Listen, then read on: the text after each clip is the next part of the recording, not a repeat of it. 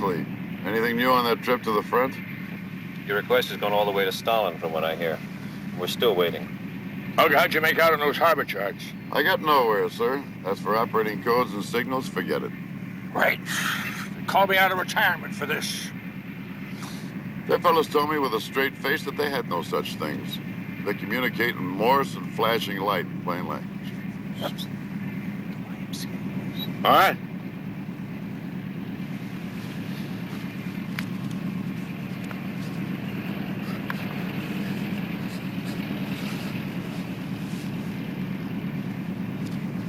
That's a lot of tripe, Pug. Did you get marched up? Well, I showed them the general code and a few strip ciphers. Rear Admiral Gorshev, the fat one with the red face, tried to stuff him in his briefcase, but I won the wrestling match. Did you really? You know, you get hung for that, Pug. You should have just turned over all our secret Navy codes and toasted eternal brotherhood in vodka. You know, of course, we are getting quid pro quo for all we're giving the Russians. I mean, they are killing Germans for us. They're killing Germans so as not to be killed by Germans. That's the only reason they're killing Germans.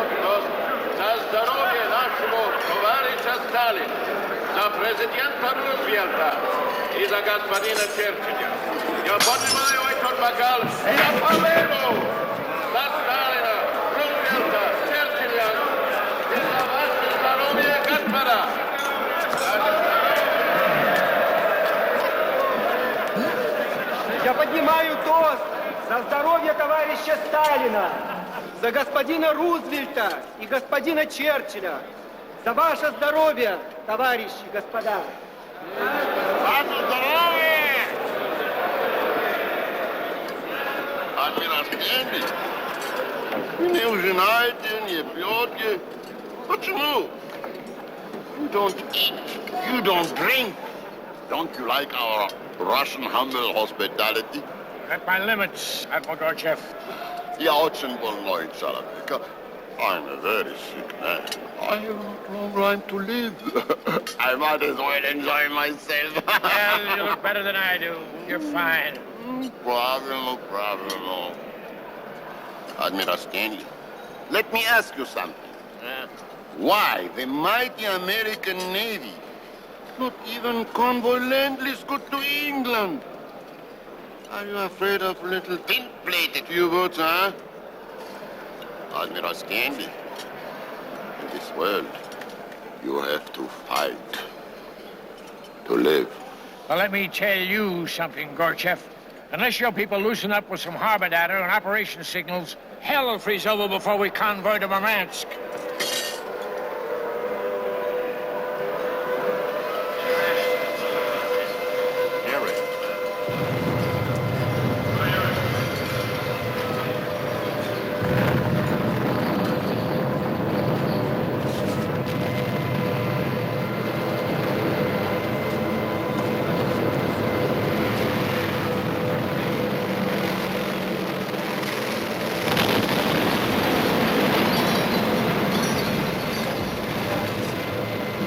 Very well to score a bomb hit here tonight.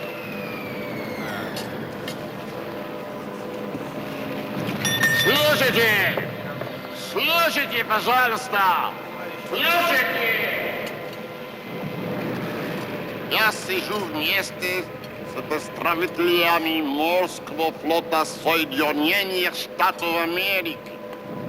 Пока все человечество смертельно опасностью для жизни. Свои корабли собирают морских утечек на якоре.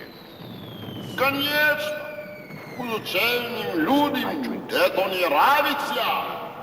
Итак, я пью за день, когда изучение морских флот Соединенных Штатов Америки наконец тупут борьбу против крейсера, главного врага всего человечества.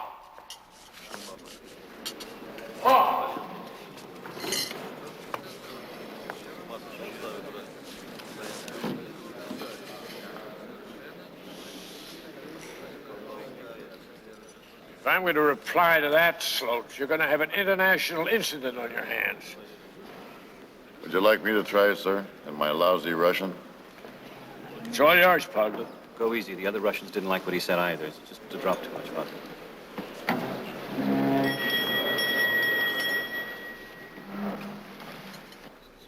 Во-первых, я пью за маршала Сталина, который не вводил вашу страну в войну, пока на него не напали.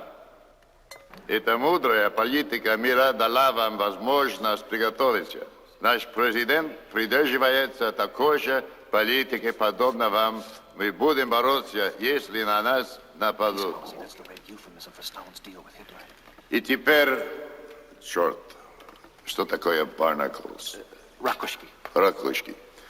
Ракушкам, прилипшим к нашим судам, придется быстро научиться плавать.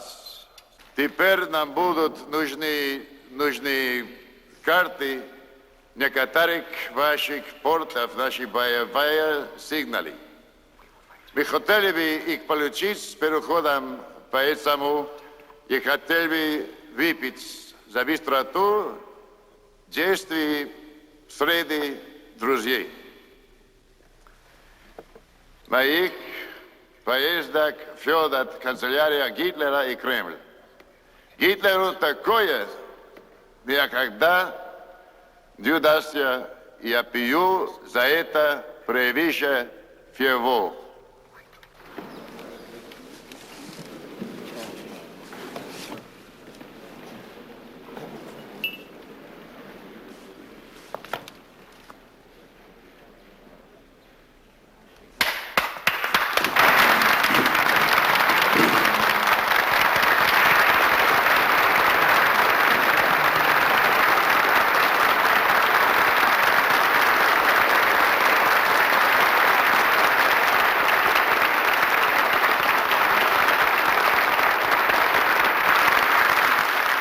What's the protocol in this case? I don't know. But for God's sakes, don't drink till he's ready. Right.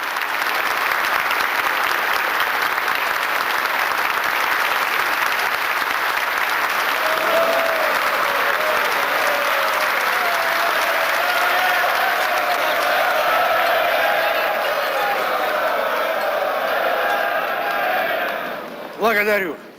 Благодарю за прекрасный тост. Не стоит, господин председатель. Ну, а теперь быстро за дело. По-русски. Товарищ президент. Коды, сигналы, все дашь им сегодня. Немедленно. По поводу кодов, сигналов и прочее распоряжение дано.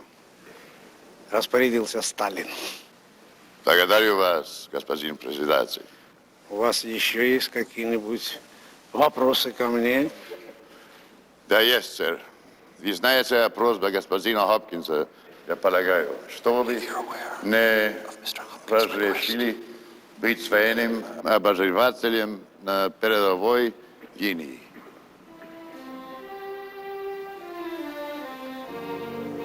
Хорошо.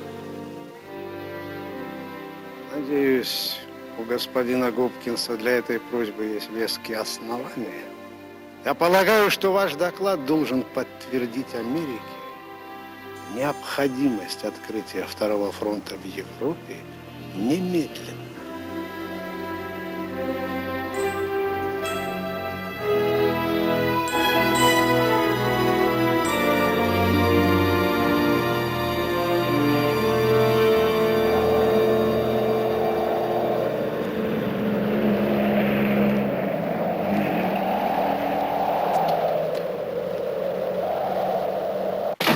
He's a shocking character, but speak of the devil. Ah, by God, that wind's got a bite in it. You don't suppose Jerry's beginning to feel it in his bones a bit, do you, Victor?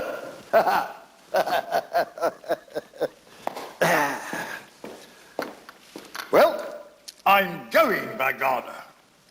Oh? You're going where? Aye, to the front with you, of course. That clearance of yours, or whatever it is, must be the secret password. Well, actually, Pam's the only snag just now. Pamela, you're not going. Yes, I am. So don't say a word. If you're going, I'm going too. I do need the girl, Victor. In fact, I'm utterly helpless without her. Well, it doesn't make any difference. The Russians will never allow it anyway. Actually, Victor, I wouldn't be too sure of that. I said that you two were old and dear friends. Why, you unscrupulous old horror. Oh. Tudsbury here. Yes, Colonel. Yes, of course. And thank you. Pack you into drawers, Pamela. We leave for the front in the morning.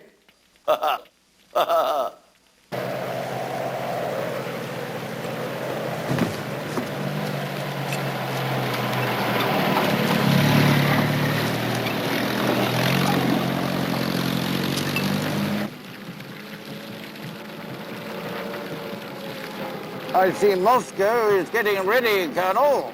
Moscow is ready, Mr. Tudsbury. Of course, one can always get still more ready. Yes, yes.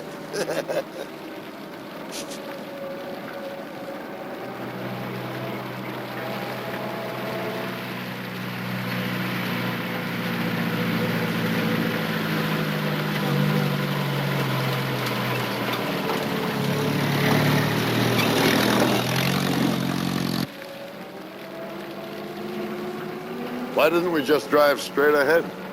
Actually, we are going a bit out of the way to show you something interesting.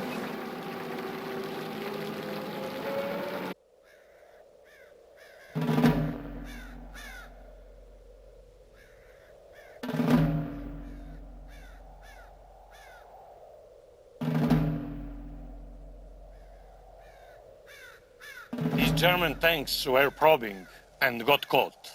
Their comrades left and didn't stop to bury them, being in a slight hurry.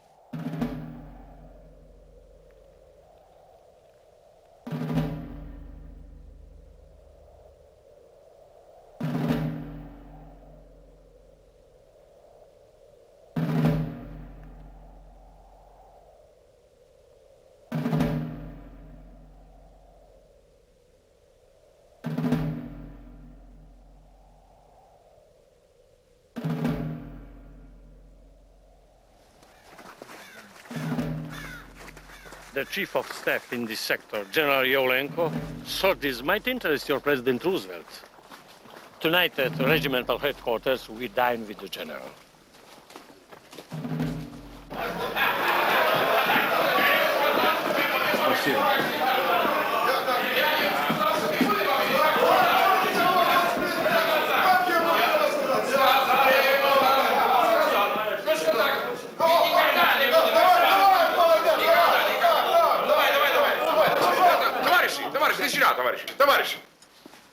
Yes, Captain.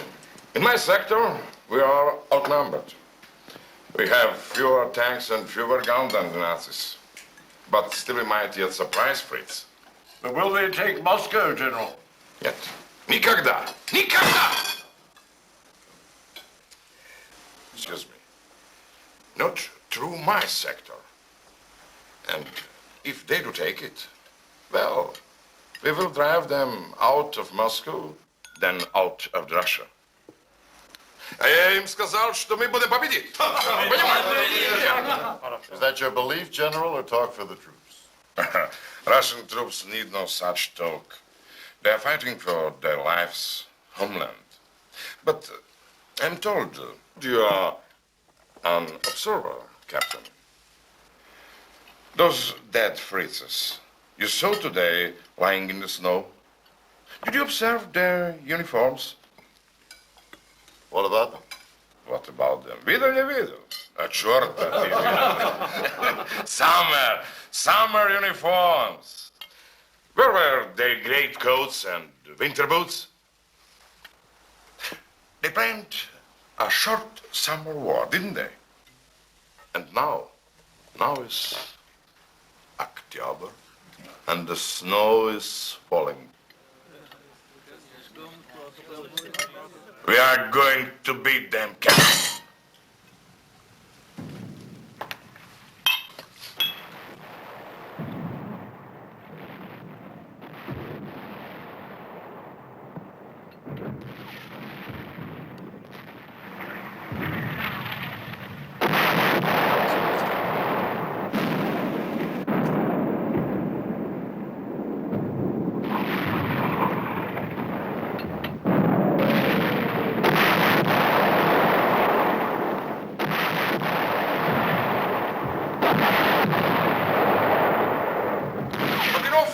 War talk. Tonight, we toast beauty. Ходила на берег Катюша, на высокий, на берег крутой. Приходила, песни заводила, про того, кого она любила. Ваше здоровье!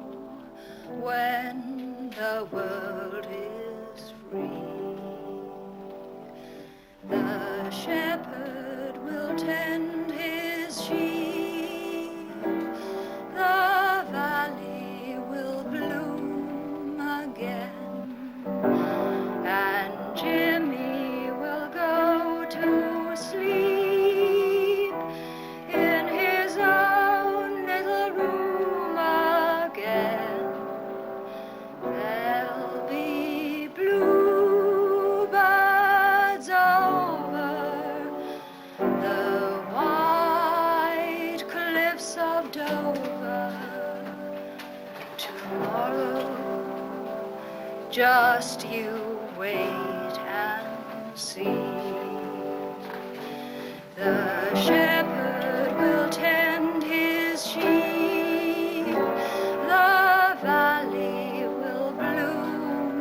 again, and Jimmy will go to sleep in his own little room again. There'll be bluebirds over the white cliffs of Dover tomorrow.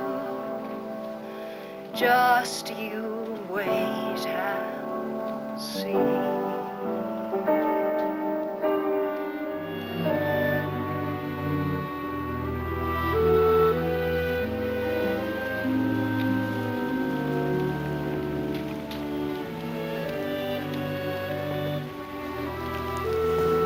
Dear God, it is a long way to Tipperary, isn't it? Not nearly so far as Washington, D.C.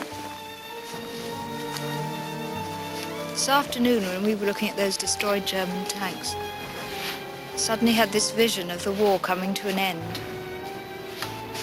It seemed such a strange idea. The Germans beaten, Hitler dead, the lights going on again in London. It's a pipe dream, Pamela. The Germans are winning. We're very close to Moscow right here. Trust you to shatter my illusions. Victor, do you know what I felt when you said the Germans are winning? I felt almost relieved. Relieved. And what kind of mad reaction is that? It's not so mad. The war is something different when it's on. You know, the expensive fireworks, the travel to strange places. The interesting company. The interesting company. Where are we going tomorrow? Well, I'm off to the front.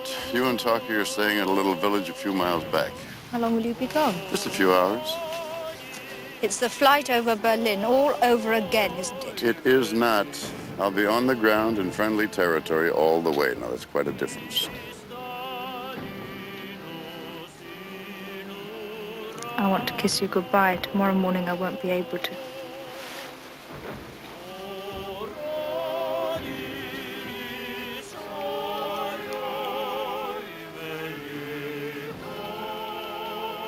I love you.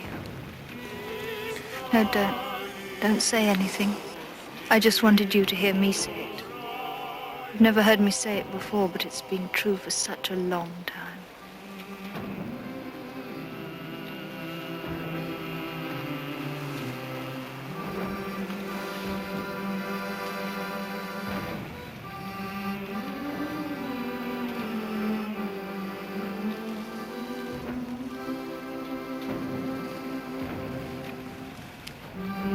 I think we'd better go back inside.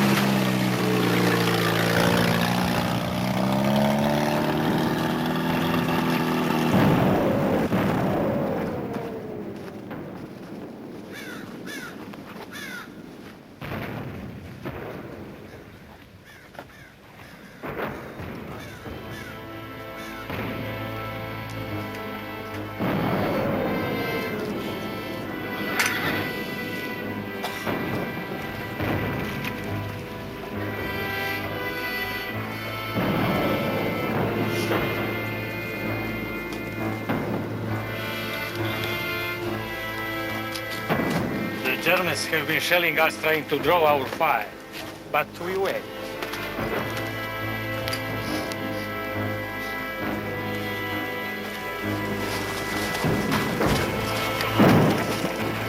You will see, Captain, just how little these spritzes know.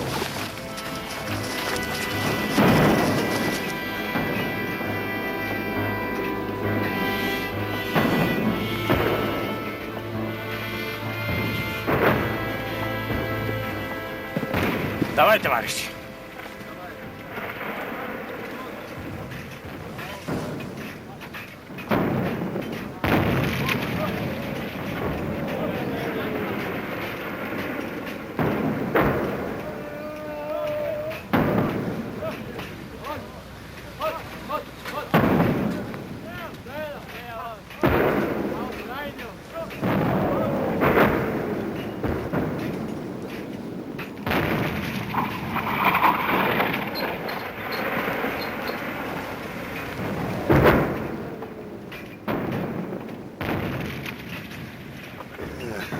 Их можно всяк расстрелять, как воробьев. Ага, и сдать позицию. Благодарствуй, господин американец. Когда они кончат строить мост и начнут переходить через реку, вот тогда можно хорошо заткнуть им глотки. Вы сможете сдержать позицию, если они перейдут через реку. Ну, если до этого дойдет, что ж, со всему своя время. Русский солдат умеет. Солдат обязан жить, товарищ. Жить и воевать. Когда они кончат строить мост и станут переходить через реку, вот тогда мы дадим этим гитлеровским крысам. Правда, Поликов? Ну, ведь? Так точно, товарищ полковник. Точно так. I hope you saw what you wanted to see. I saw a lot. It is not easy to understand the front just by looking at it. I understand that you need a second front. Then you understand the main thing.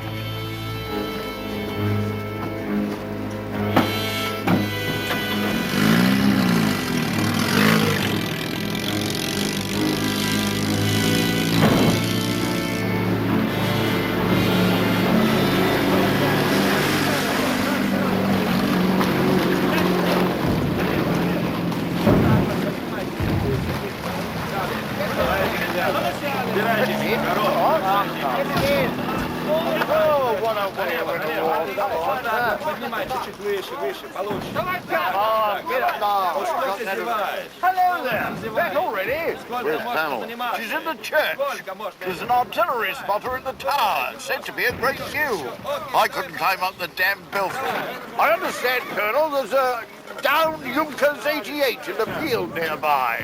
Think you could show it to me? Certainly. Good. Care to come along, I Victor? know, I've seen a lot of Junkers. I think I'll join Pamela. Right. Lead on, Colonel.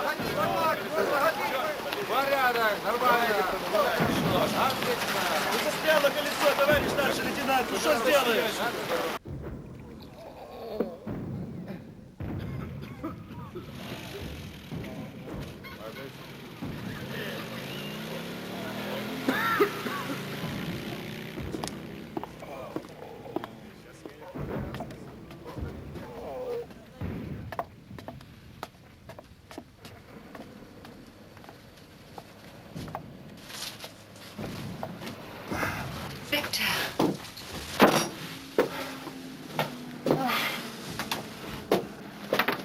Oh, how is the front? Quiet. Вы американский офицер? Да. Ну, посмотрите, пожалуйста.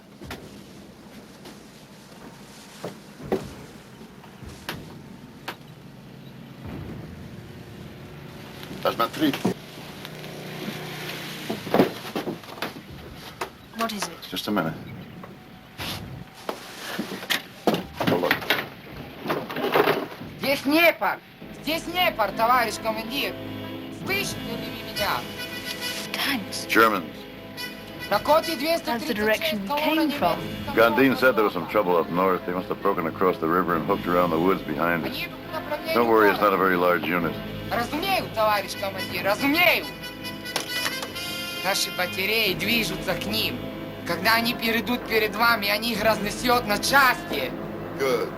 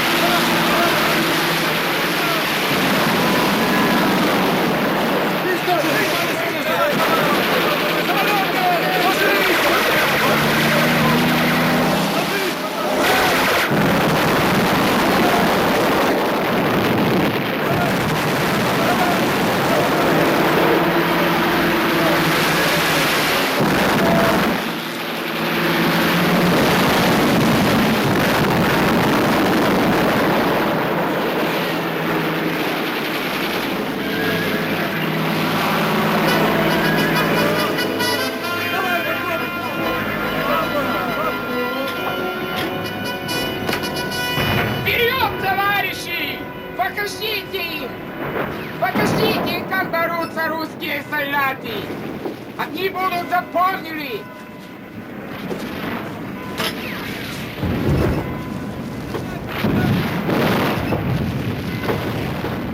What's happening? Russian armor. I think they surprised the Germans.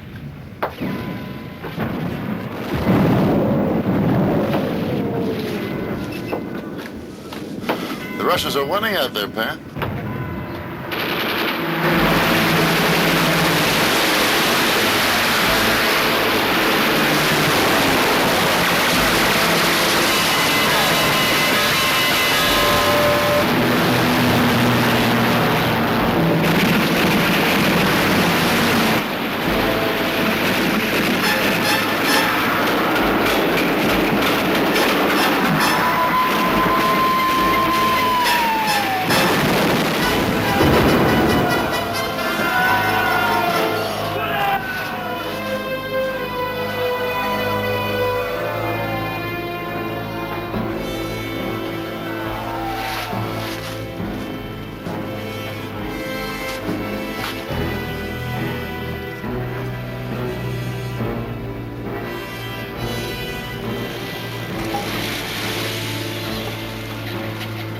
Oh my God.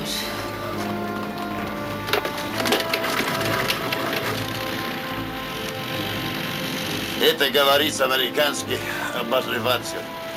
Вы меня понимаете? Да. Где Константин? Убить самолетом.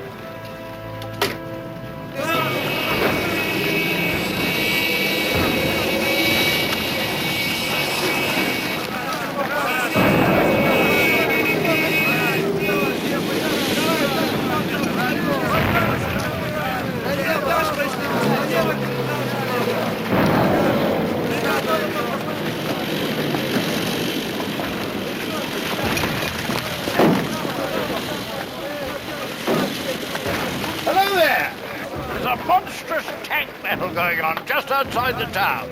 They say there's more than 100 tanks milling around. I say, Pat, you're all right, aren't you? I'm just splendid talking, thank you. Well, you are all right. I'm glad. Now we must go straight back to Moscow. Impossible! I want to have a look when the fight's over. I must interview the tank. There has been a very big breakthrough in the north. Moscow is in danger.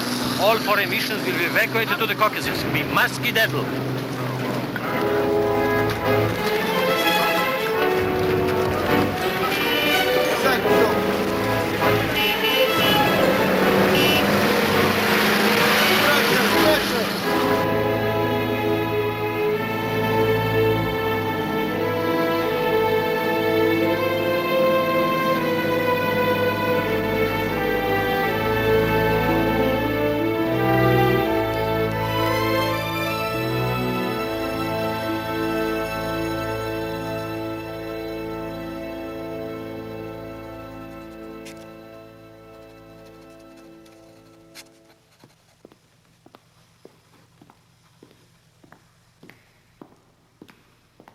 Who's there?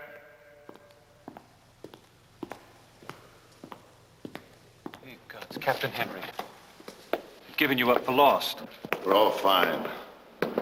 Have they stolen all the typewriters? I have to write a report.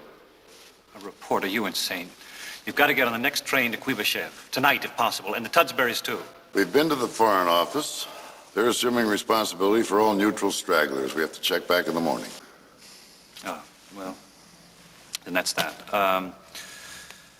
There's a typewriter, I think, in Colonel Yaton's office. I don't know about a table or a chair. This mad gang of Georgian workmen came in covered and stacked all the furniture. Why are you still here? Oh, I'm keeping things going here with the skeleton staff until our mission gets set up in Kuibyshev. I'm the head skeleton. How come you stuck with this duty? It's a bit thick after Warsaw, isn't it? Well, I'm familiar with the drill, so I volunteered. Oh, a huge pouch came in from Stockholm the day you left. There was stuff in it from Rome. Would you care to see Natalie and your new grandson?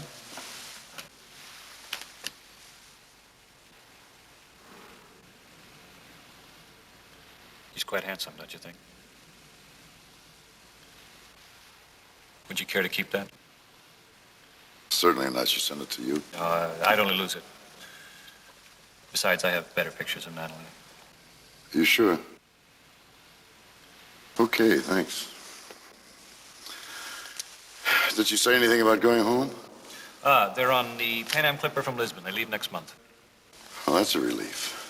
Oh, there was something else in here. Looks like Navy business.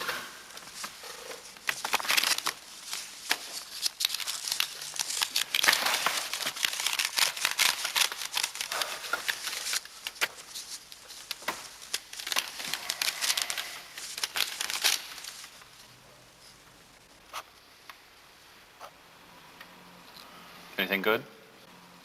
New orders. Command of the California. Oh, what's that? That's a battleship, Leslie. You don't say. Well, I should think you'd find that a bit confining after the sort of thing you've been doing. I mean, not many naval officers have talked to Stalin face to face.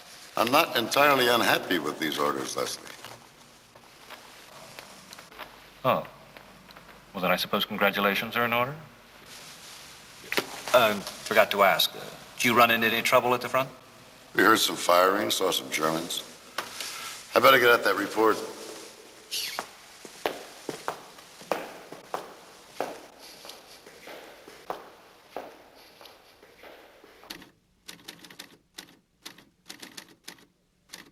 Dear Mr. President, command of the California fulfills my life's ambitions. I can only try to serve in a way that will justify this trust. At Mr. Hopkins' request, I have toured the front outside Moscow. I am writing him a long, detailed report, but my bottom judgment is that the Russians will hold and in time will drive them out.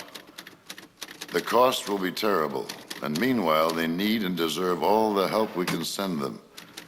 But they are killing large numbers of Germans. I saw many of the dead ones. Captain? We have a visitor I think you might want to meet. A distant relation of yours. He's been here to see me before. Oh, this is good surprise. The father of Byron here in Moscow. I'm here on the business of my government. What are you doing as a soldier? When I go away from Minsk, I tell the Russians I am soldiers. Yes. So much confusion, they put me in construction battalion. The question is, Mr. Jastro, what are you doing back in Moscow? I hear all foreigners, they leave. So I come to ask what happened to the documents I give you. I'm sorry to say, but our intelligence people question their authenticity. But no, Mr. Slot, I show you photographs, no? Yes. I can bring 10 people tomorrow who will tell you such stories of children, of the mothers of children, old people. The Germans, they put them on big automobiles, they transport to woods, then there's a big hole in the ground and they kill them with machine gun. Not only Minsk, this is everywhere. My dear chap, I am one man, almost alone now. I mean, I am responsible for all my country's affairs in Moscow. But President Roosevelt, he must know about this crazy killing of innocent people. President Roosevelt is the einzige Mensch in der ganzen Welt. He is the only man in the world who can stop it, so please.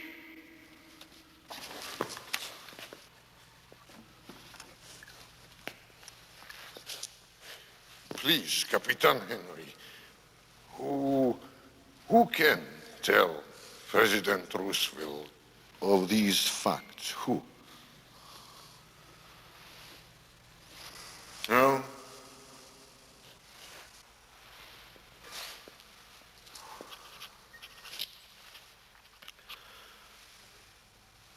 What happens to Natalie, my niece? This picture was taken a few weeks ago. You should be on their way home soon. Oh, this is small Byron. God's a little pit. May God keep him from trouble. I leave my family in woods. I come between German lines so Americans will know what is happening. My document is true. I must go now. I pray to God somebody will have heart to tell President Roosevelt.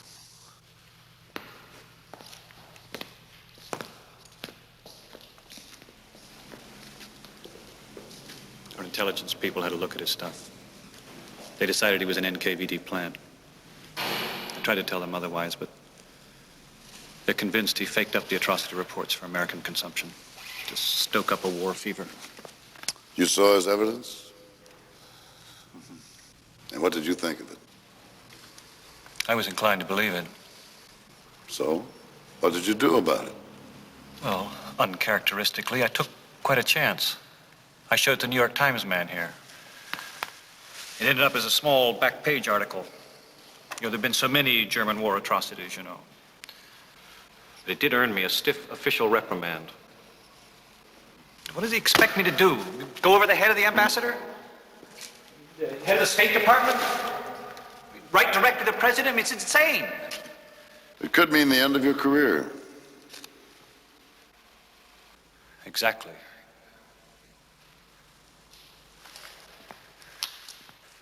What would you do? I'm not sure.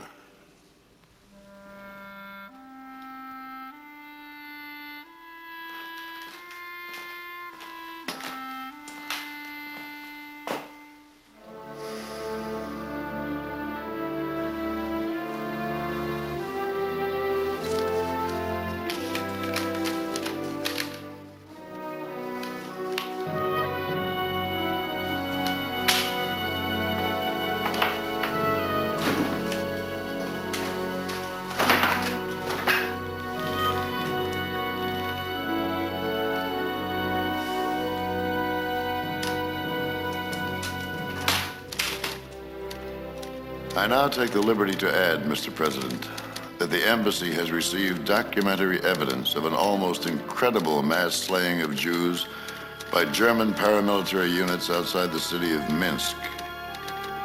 With full awareness that you might consider this communication the worst kind of effrontery, I venture to suggest that you ask to see this material about Minsk yourself.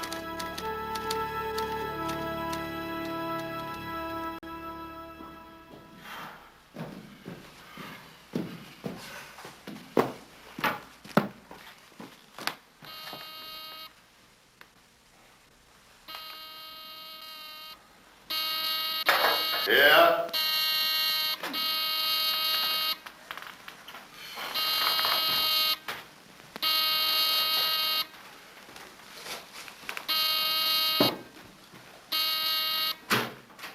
Oh, thank God you're here, old friend.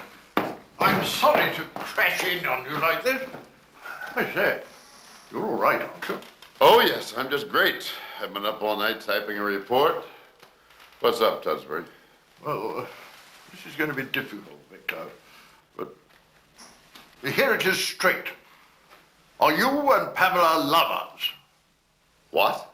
Well, you know, sleeping together, that sort of rot. Of course not. Oddly enough, I didn't think you were. But that makes it all the more baffling. When we returned last night, there was a letter from a gallant fella. It seems he's escaped and is safe and well and waiting for her in England. Well, that's good news, Tudsbury. What's the problem? The problem is, old chap, she's just told me flatly that she's not going back to London unless you're going there. Now, this is wild nonsense. She's turned to stone. There's no reasoning with her. And the worst thing is, some RAF fellas are being flown out at noon, and we've got the last 2 seats. Where is she? She's gone for a walk in Red Square. Won't even patch, you see. Now, I don't want to come the heavy father on you, Victor, but what about common sense? You don't want her trailing around after you, a happily married man. No, of course not. I was sure you wouldn't. Look, you go back to your suite. I'll see if I can find her. Good. But do hurry, there's a good chap. That plane leaves at noon.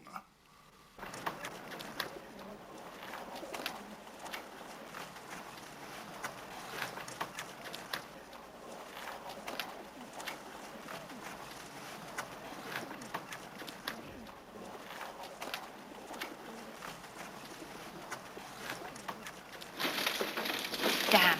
The governor went and told you. That's right. There's something I've got to say to you. Let's go over there.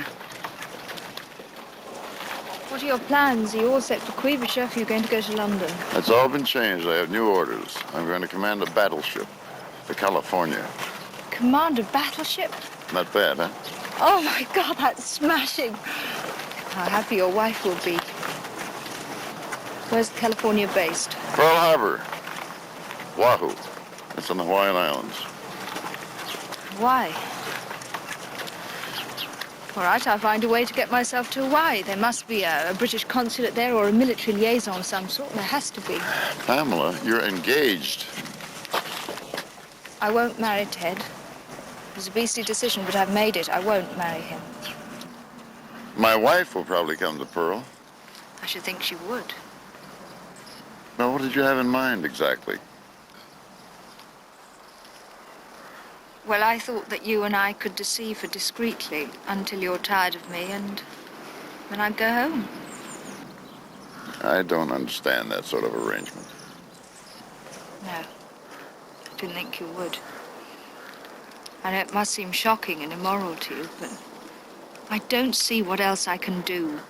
I love you, and I'm only happy when I'm with you. I don't want to be separated from you anymore. You must agree to my proposition. It's not such a bad one, really.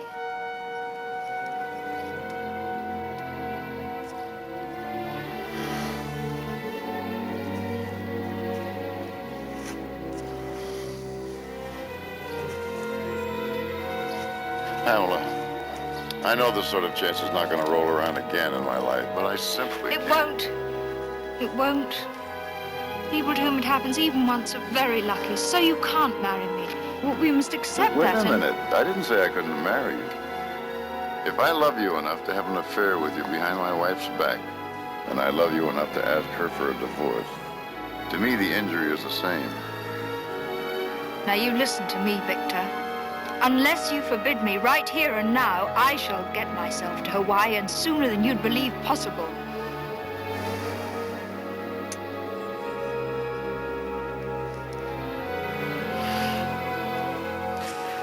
Oh, what a nuisance I must be to you, draping myself around your neck at this point.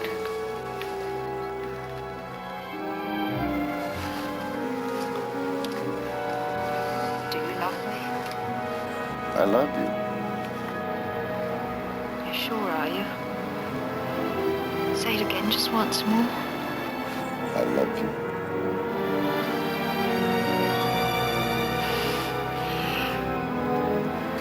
Well, what move shall I make today?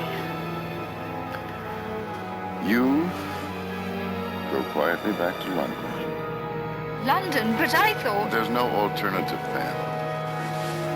I'll write to you or cable.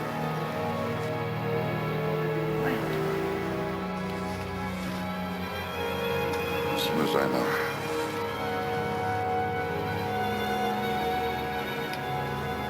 Very well, I'll wait. God, how I look.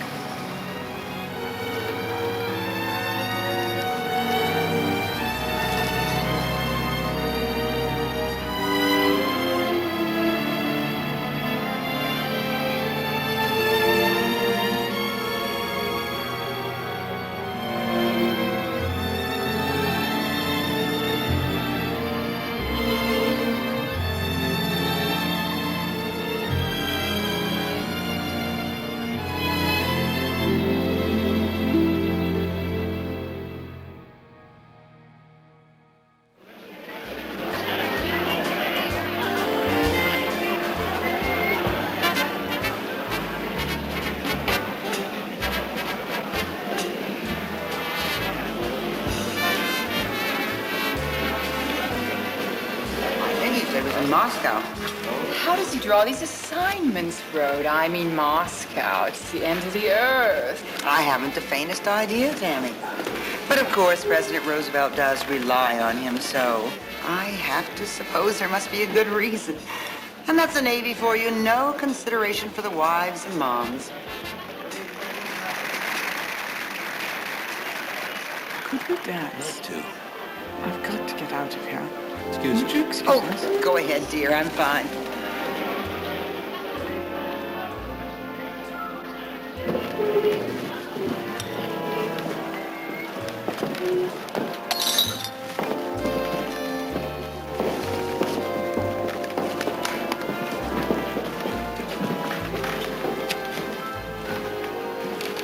Hello, Rhoda. I told you Washington was a small town. May I have this dance?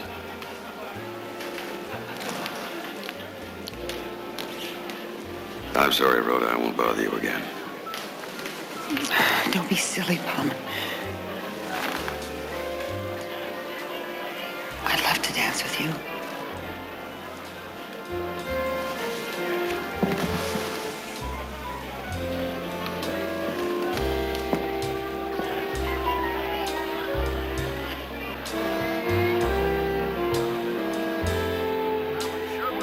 Back to punt on his own 28-yard line. Ralph Hill and Hank Mazer, the safeties for Army, on their own 40-yard line. The snap. And Warner gets off a high, booming punt, driving Mazer back to his own 35. Mazer makes the catch. Wheels left in. Wait a minute. It's a lateral reverse. Mazer is lateral to Hill on the 42. Hill is racing to the far sidelines. Hill breaks one tackle. Now another. He's in the clear with only the punter, Werner, between him and Fader. He's at the Navy's 40-yard line. Now the 35, the 30, and he's brought down in the Mideast 26-yard line. Hey, Puck. Hello, Red. You told me you were here. Come on over and sit with us. We got a table back here. Oh, maybe at the halftime. I think it's more like old times sitting out here on the grass. You're dead right. Why don't I join you? And it's Mazer smashing into the Navy line. He goes off left tackle into the 15, to the 10, all the way down inside the 1-yard line. He's brought down by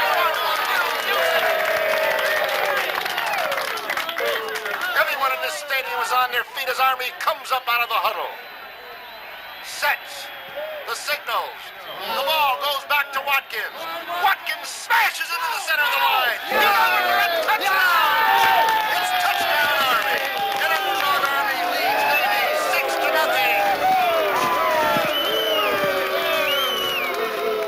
6-0. I'm afraid we're going to lose this one, old buddy. They got a great backfield. You know, we could use old Pug Henry in there. Yeah. 15-yard penalty for illegal use of the wheelchair. Hey, you're the original Simon Legree, aren't you, Red? Yeah? How's that? Sending the devilfish out on exercises right in the middle of the Army and Navy game? What's the matter? You expecting a war or something? They're due back at 1200. Be tied up alongside for 2 weeks.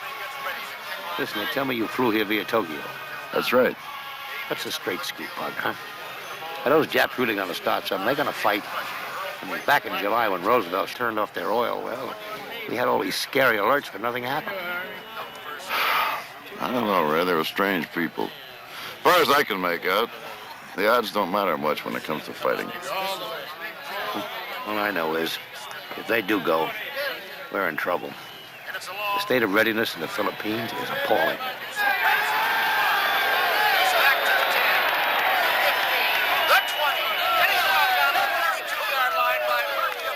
But when was the last time you heard from Byron? Why? Well, I hate to have to tell you this. That kid of yours has got more brass. Just the other day, he walked into my office and asked for a transfer to the Atlantic Fleet. Well, his own skipper just turned him down. Byron was trying to go over his head. I told him, Pug. I said this word for word, that if he weren't your son, I'd have kicked his butt right out of my office. Well, his wife and baby are in Italy, and he's worried. Well, they're all separated from our kinfolk nowadays, Pug. Listen, I'm trying to comb out submarine officers from tenders and destroyers. Now, listen, Pug, I'd do anything for a son of yours, but... Don't put it that way, Red. Byron's just another officer. If you can't do it, you can't do it. I'm glad you said that.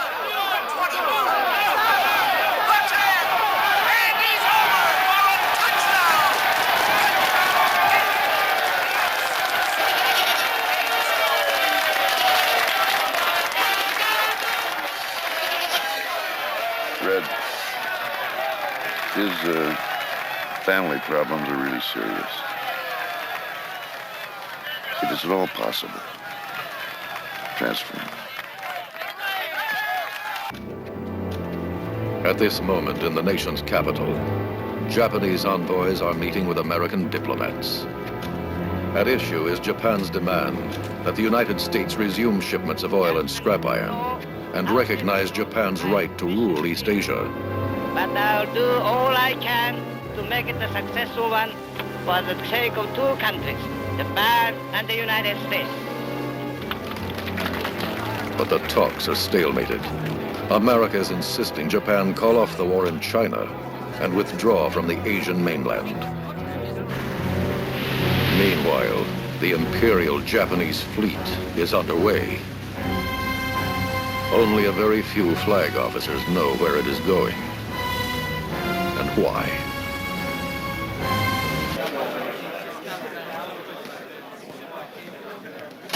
Attention on deck.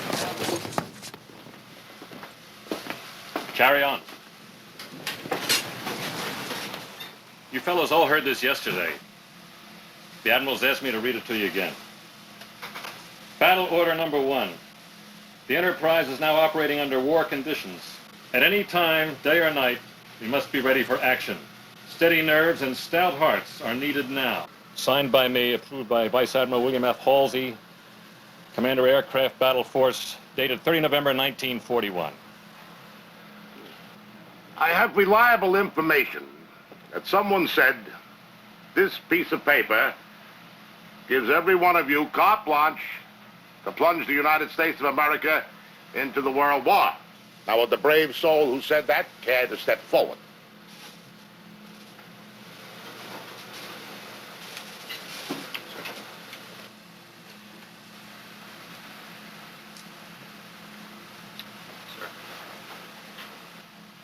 What's your name? Lieutenant Warren Henry, sir. You think this order permits you to plunge this country into war, do you? Sir, I added I was all for it. Oh, you're all for it, eh? Why? What are you, some bloodthirsty killer type? Admiral, I think we're in this war already. But we're fighting it with both hands tied behind us.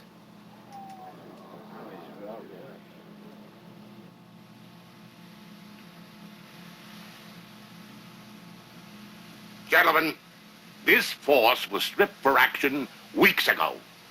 There is nothing loose, disposable, or inflammable left aboard the Enterprise that I know of.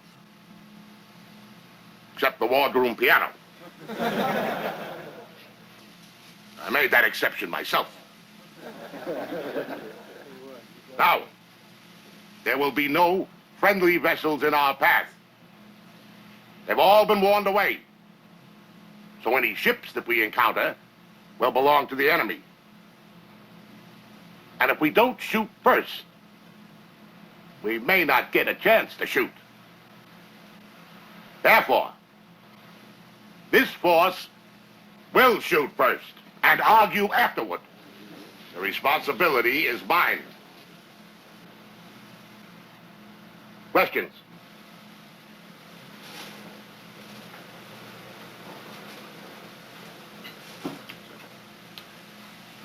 Good day, then. Good hunting. Attention on deck. I'll give one thing.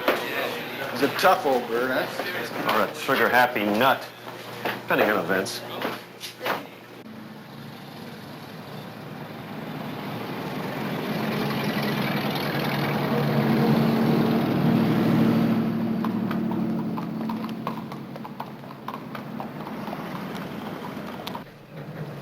You know, Dad, that was really great news about the Californian. I could hardly believe it when Mom wrote and told me about it. What's the latest on Natalie? She's flying to Lisbon on the 15th. You know, I got a picture of the boy. It's incredible how much they look like my baby pictures. You ought to see him. I'm looking forward to it. Damn, it's rotten being so far apart. Hey, look there, Dad. There's Harrison Avenue. What do you say we take a look at the old house? Oh, why not?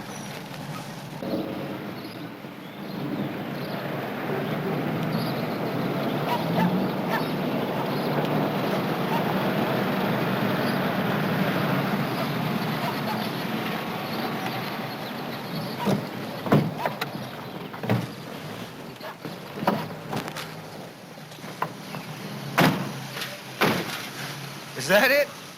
That's it. How long this place has been deserted? I don't know. Looks like a long time. Looks like it shrunk. Remember it being so much bigger. Hey, look at there, Dad. That's where Warren threw that can of red paint at me. Still got the stain. What the back looks like.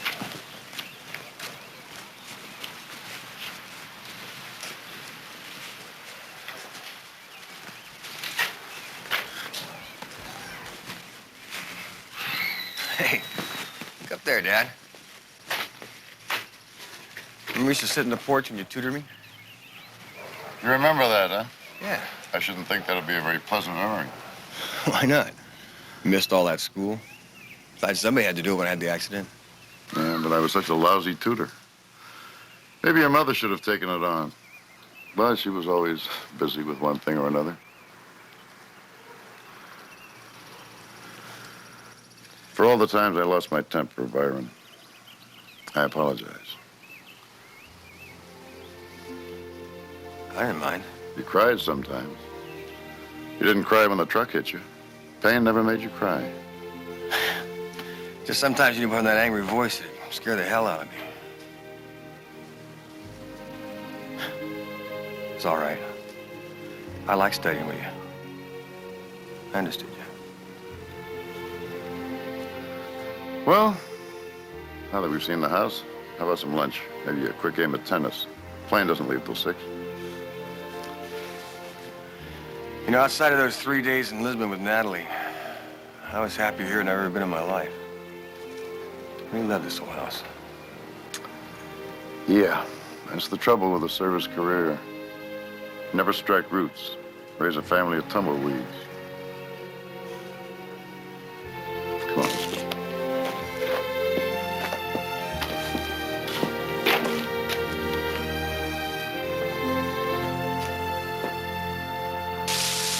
Well, you sure ran the old guy around. Oh, I got a hand to the old guy. He's still in pretty good shape. Just trying to keep the old wreck afloat.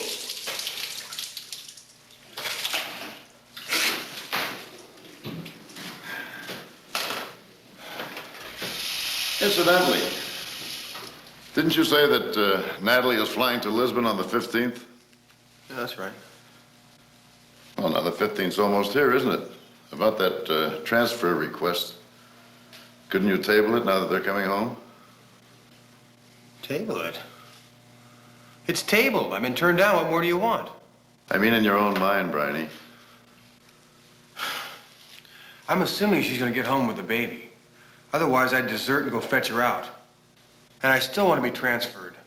I want to see him. I want to be near him. I've never even seen my own son. There's another side to it. Your squadron is in desperate need of watch officers.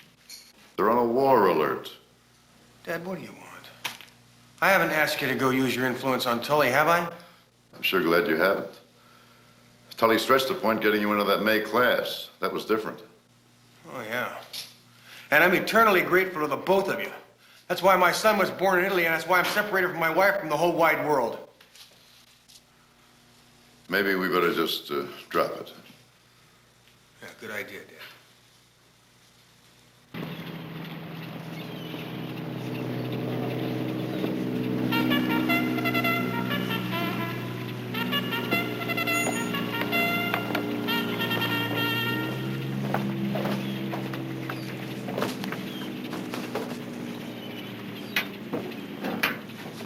Well,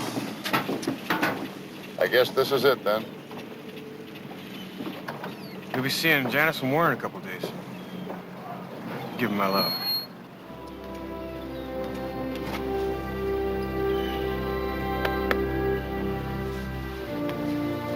Tumbleweeds blowing apart, huh, Dad? That's exactly right. Tumbleweeds blowing apart.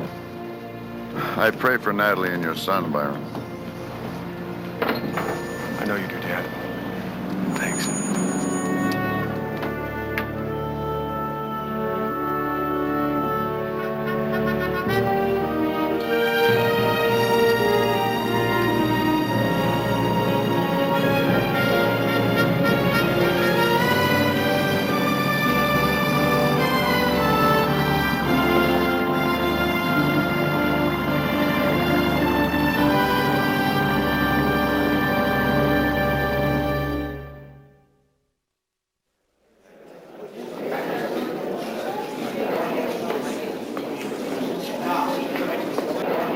の実行してほしい。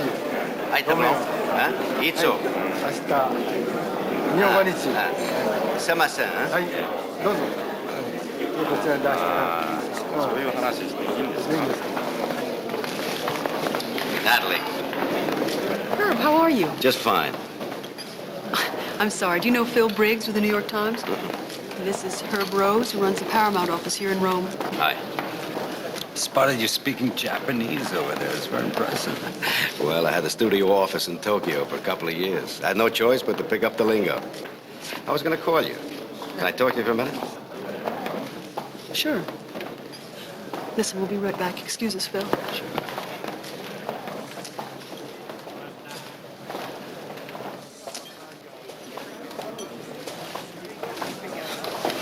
Going on? Now listen carefully. I have to talk fast. War with the Japs may be a matter of days, maybe hours. How do you know? Well, I've been in a position to do these guys a favor from time to time. Now, I want you and your uncle to go to the Coliseum tomorrow morning at 9. What for? You'll be offered a chance to get out of Italy right away. How?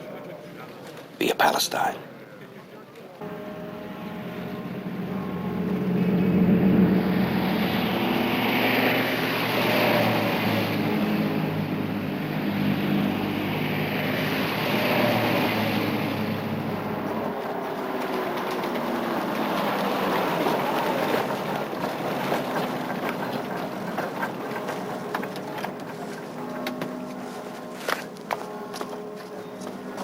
Palestine.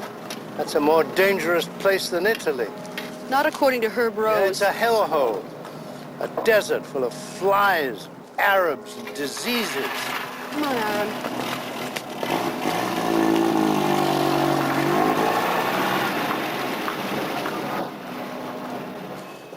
Anyway, Herbert is leaving illegally, isn't he? And that's risky. In a touch-and-go situation like this, the first principle is not to give the authorities an excuse to act against you. Obey orders. Keep your papers straight, your head down, your spirits up, and your money in cash. That is our ancient race wisdom. And above all, stay within the law. You sure Herbert said the Coliseum? Yes, Aaron, I'm sure. Let's just wait here. Dr. Henry and Jastrow? Would you be good enough to autograph my copy of your A Jewish Jesus? Please, that picture gives me the horrors. I've disintegrated beyond recognition. Obviously not, since I recognized you by it. I am Avram Rabinovitz. Mrs. Henry, how do you do? I am glad you've come. I asked Mr. Rose what other American Jews were left in Rome, and I was amazed to learn that the great writer Henry and Jastrow was here with his beautiful niece. We better walk around.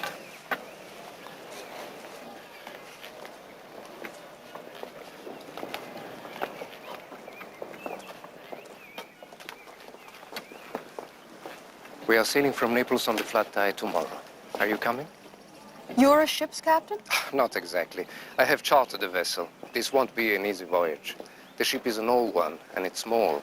It's been transporting hides, fats, horses, and such things. So the smell is interesting, but it will take us there.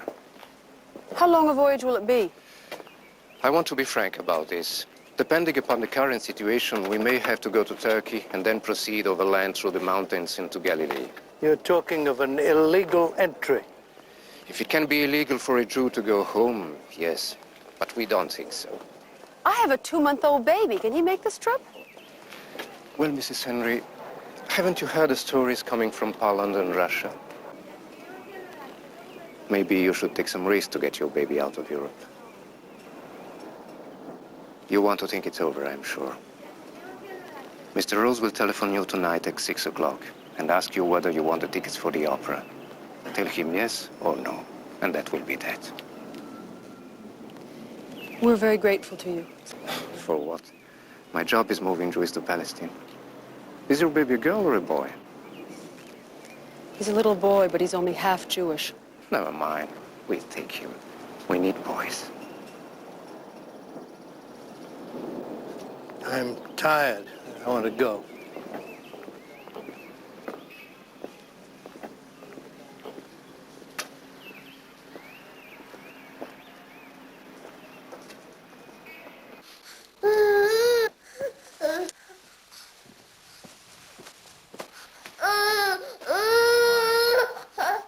He's so warm. My dear, I'm sure it's nothing but a little touch of cold.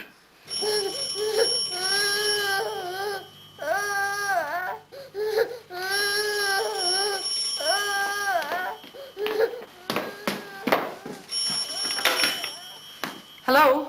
Natalie? Herb Rose. I was just wondering, you want those opera tickets? Herb, I don't really know what to do. The baby seems to be coming down with something.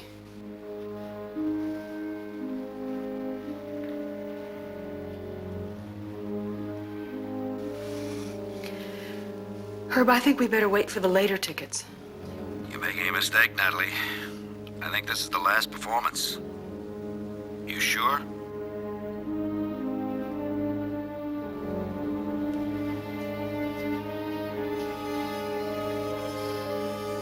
Positive. Okay. Good luck, kid.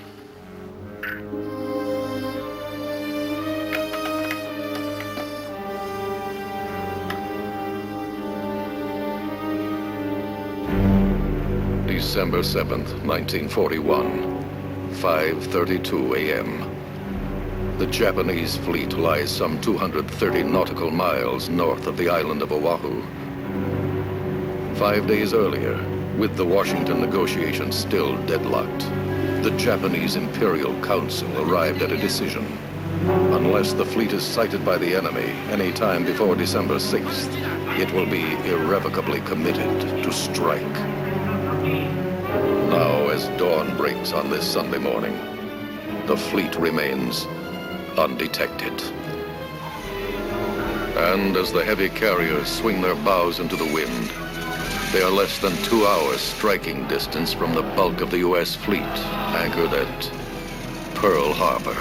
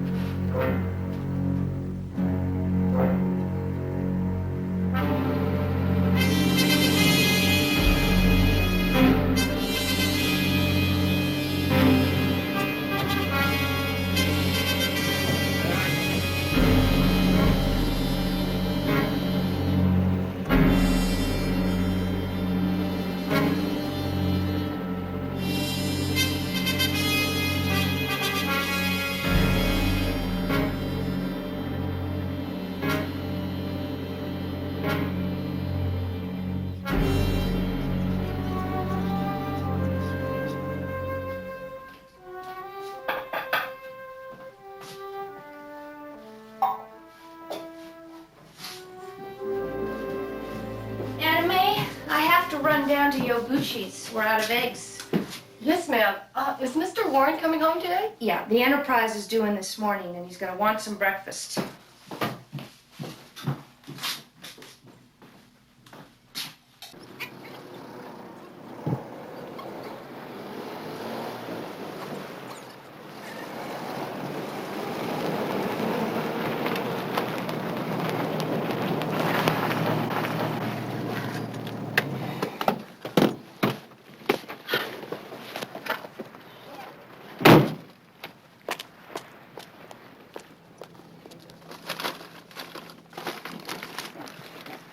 Mr. Yaguchi, 1 dozen eggs, please. And can you pick me out a nice pineapple? Yes, ma'am.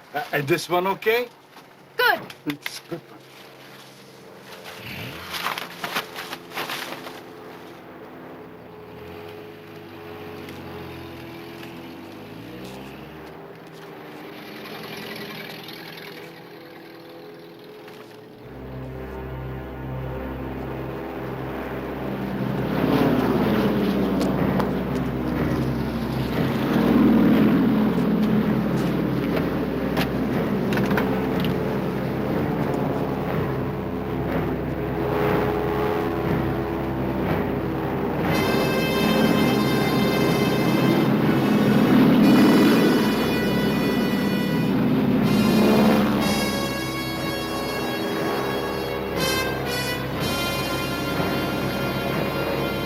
Heavy crane! Big drill! Look!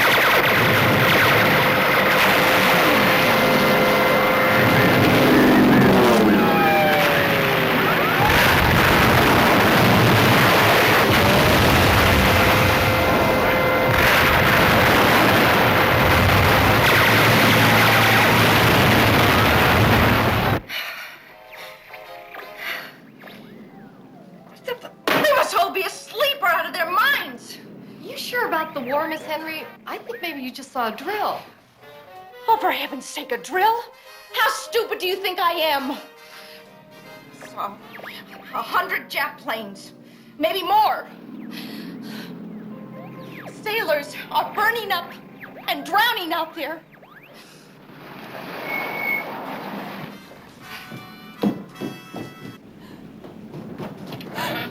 Warren, my God! What happened? Baby, what happened?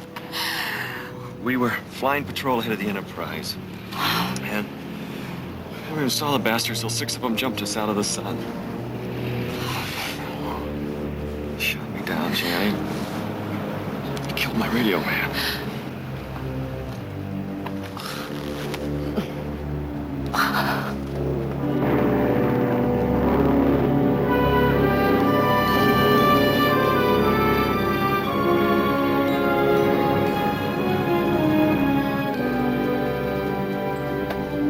Dearest Pamela, here is one more pass at writing that famous letter. I've already torn up 2 false starts. In Tokyo, I actually went to the cable office and wrote out the message. Come. Yet I didn't send it.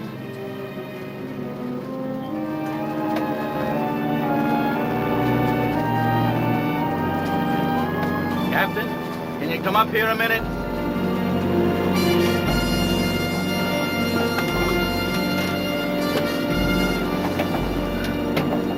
Why are we going back, Ed?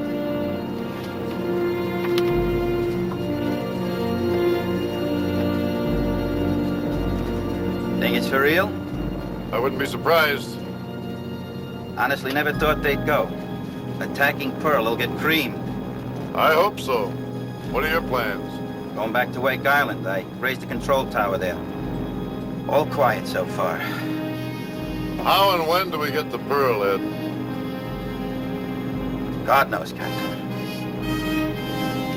I still say you should go to the hospital. Oh, honey, I'm fine. Anyway, the hospital's gonna be jammed. I'll get cleaned up here.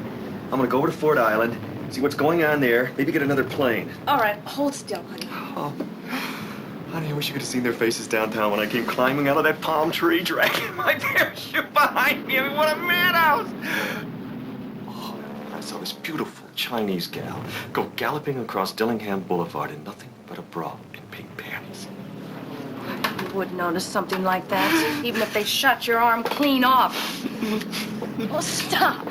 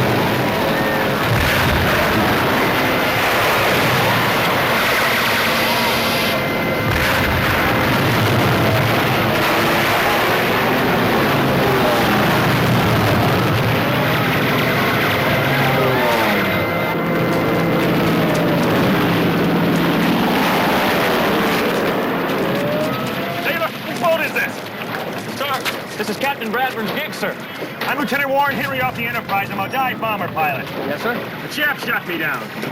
I've got to find another plane to get back in this fight. So how about you taking me over to Ford Island? All right, sir.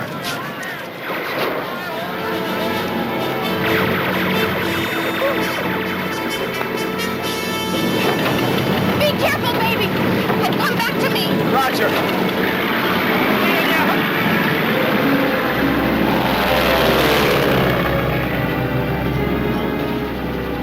Yesterday, December 7th, 1941, a date which will live in infamy. The United States of America was suddenly and deliberately attacked by naval and air forces of the Empire of Japan. The United States was at peace with that nation, and at the solicitation of Japan, was still in conversation with its government and its emperor, looking toward the maintenance of peace in the Pacific. Indeed, 1 hour after the Japanese squadrons commenced bombing in Oahu, the Japanese ambassador to the United States and his colleague delivered to the Secretary of State a formal reply to a recent message from America.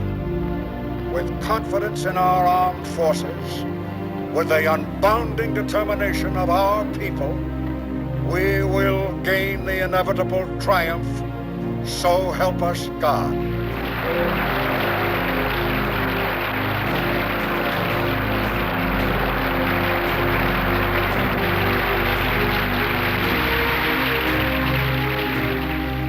I ask that the Congress declare that since the unprovoked and dastardly attack by Japan on Sunday, December 7th, 1941, a state of war has existed between the United States and the Japanese Empire.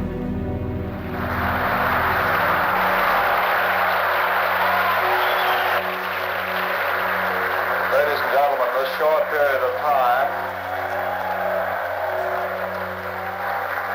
this floor is wild. This short period of time, the presidential address is completely over. A total of not more than 500 words at the most.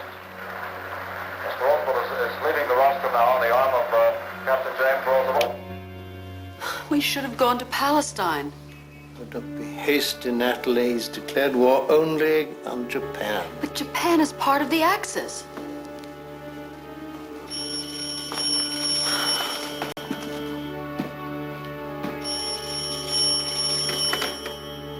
Hello? Yes? It's the American Embassy. The ambassador wants to talk to you.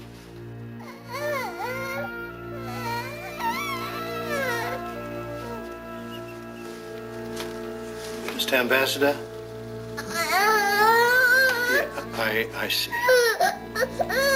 You really think you can manage that? Well, we would be desperately grateful, sir. So we'll just sit tight until we hear from you. Thank you.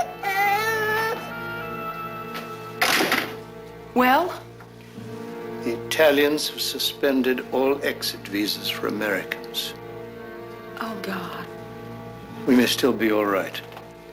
The ambassador has connections in the immigration office. He's sure that they'll waive the suspension in our case, so we can still leave on the 15th. Marvelous. Provided the United States doesn't go to war with Germany and Italy. Otherwise...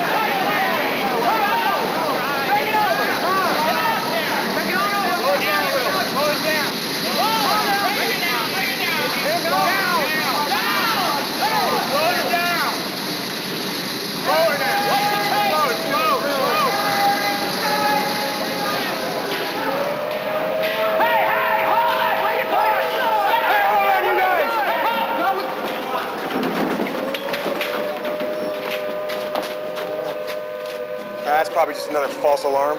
What do you think? We only have 3 fish. The orders call for 6. Hanson, you ought to work that crane? Give it a try, mister. Here they come, boys!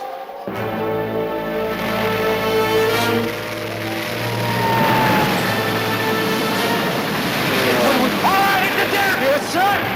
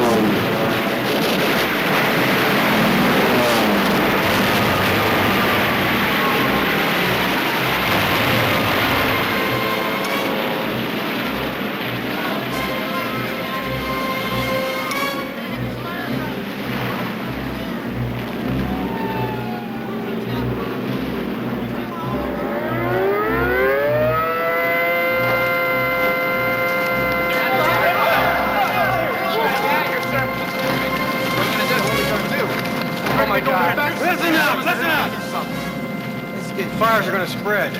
When they do, those fish are all gonna go up. Yeah, we lose these torpedoes, we might as well scrap the squadron.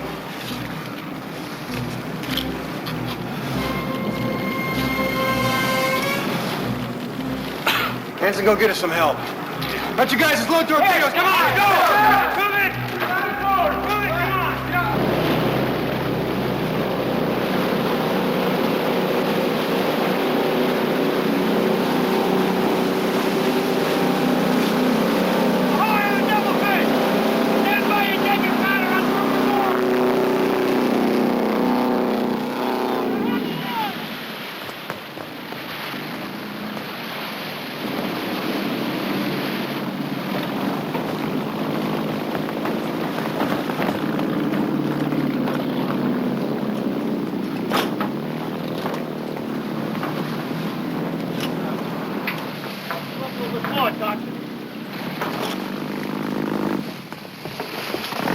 All right, here's the situation. We took it real bad back at the anchorage. Sea Line looks like she's a goner. Sea Dragon still might be safe. So, Branch, I want you to go back there and see if you can help out. Aye, aye, sir. Ahoy, devil fish! Restoration to come alongside! This is better on a double! Who the hell is this now? Pierce, sir. He was on a work party.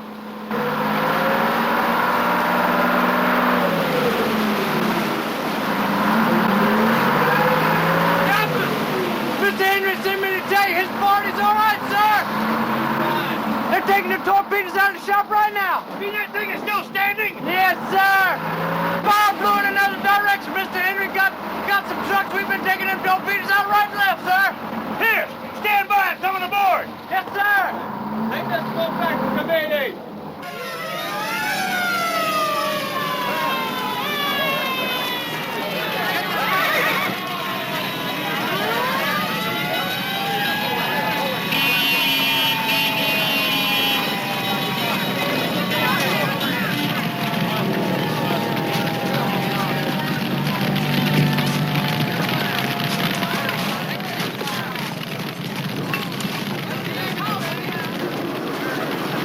God, they leveled it.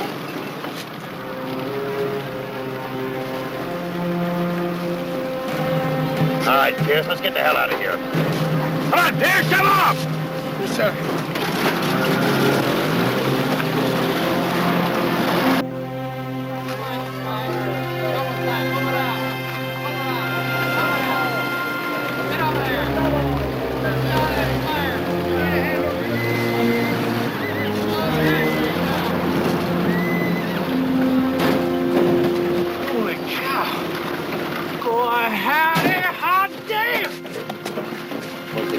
Beat that.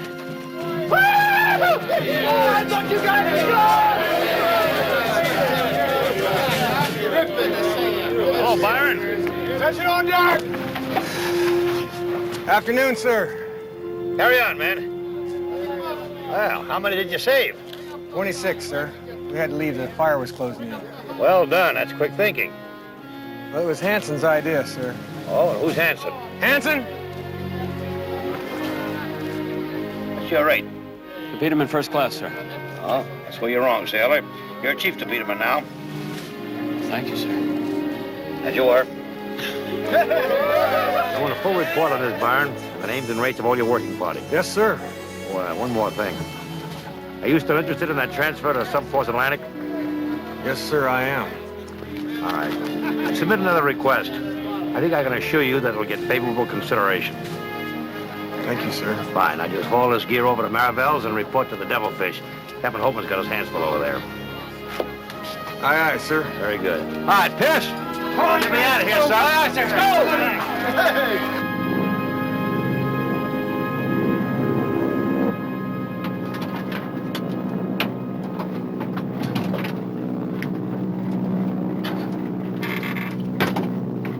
Captain, we're coming into Hawaii now. Skipper wants to know if you'd like to come up and sit beside him. Yeah.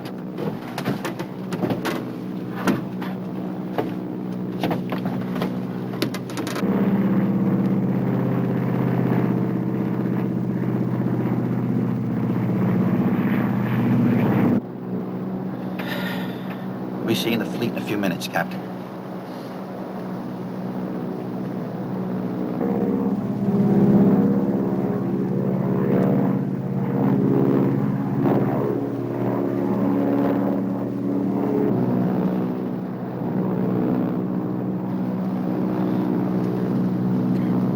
Oh my God, there it is.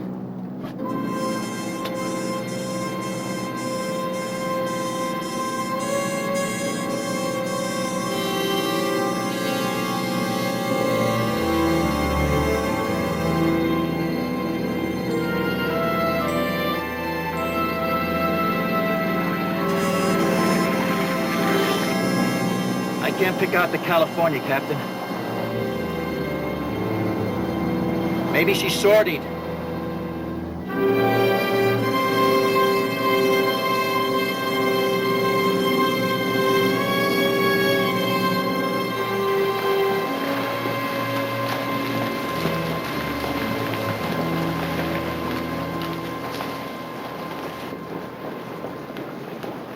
Yes, sir. Captain Victor Henry, see Admiral Kimmel. Sir, you really don't expect to see Admiral Kimmel today, do you? I've just arrived to assume command of the California. Excuse me.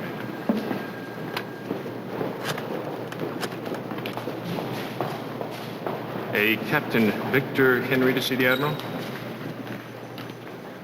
You may have to wait all day or even a week, sir. You know what the situation is. I have the general picture. Would you care to sit down? Well, yes, ma'am. Certainly. The Admiral will see you right away, sir.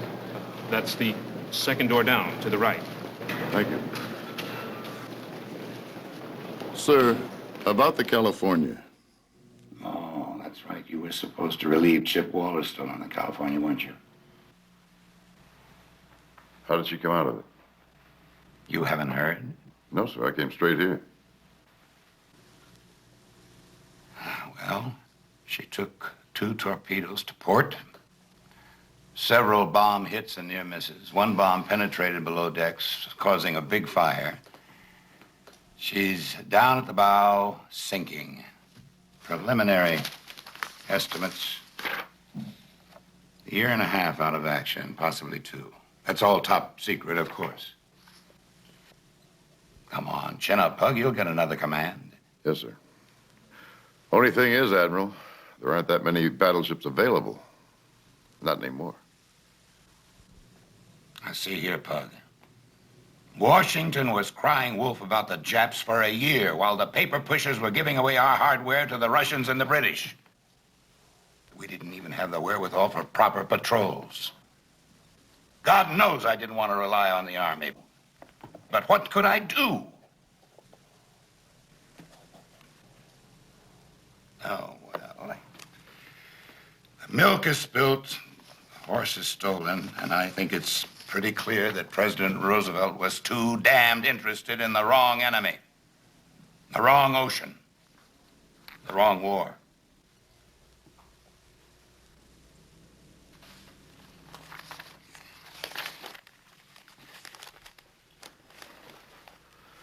Well, sir, I can see how busy you are. Yes, well, I do have a thing or two on my mind.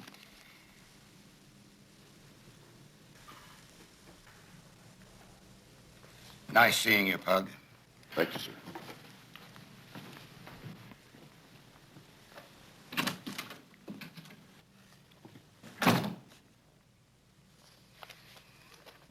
Dad? Where on earth are you calling from? I'm in Pearl. You mean you're here? You're in Pearl Harbor? Just got in this morning. This is wonderful. Warren just got back, too. I'll put him on in a second. But, Dad, you've got to promise me that you'll come up and stay with us the whole time you're here. Yeah, I'd like that. Here. Hey, Dad? How are you, son? Yeah, I'm fine. Look, I'll tell you all about it when you get here. Dad, you know about the California? Yes. I'm sorry about that. I really am. Look, I'll tell you what. When you get here, I'm going to have the bar wide open, and Johnny will be putting dinner on the table. Sounds fine. I'll see you in a little while. Bye, Dad. Bye.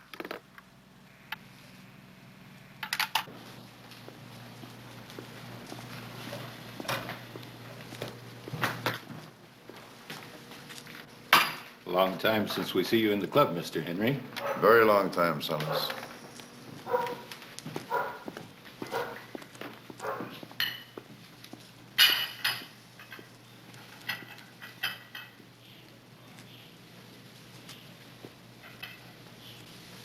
Pamela, I'm finishing this letter in Pearl Harbor.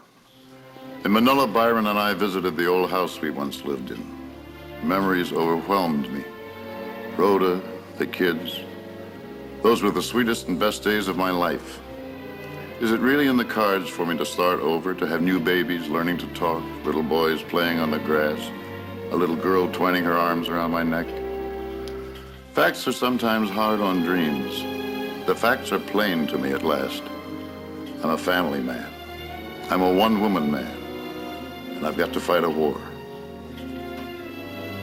I said I love you, Pamela. I do.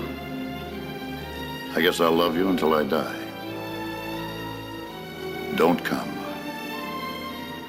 Yours forever, Pug.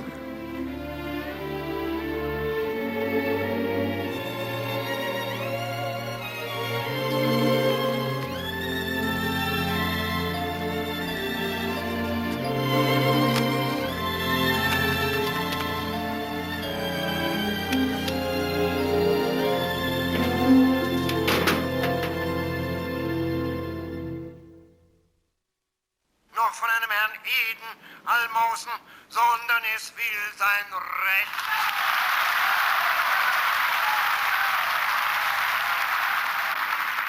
Und dieses Recht zum Leben wird es sich sicherstellen, auch wenn 1000 Churchills sich dagegen verschwören wollten.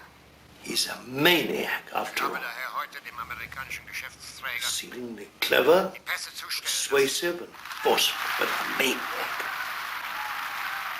Confess I never grasped it before. I thought he'd play act. Die Regierungen Englands und der Vereinigten Staaten von Amerika haben sich auf diesem Grunde nicht nur für die Gegenwart, sondern auch alle Zukunft jeder berechtigten Revision zur Herbeiführung einer besseren Neuordnung der Welt entgegengesetzt.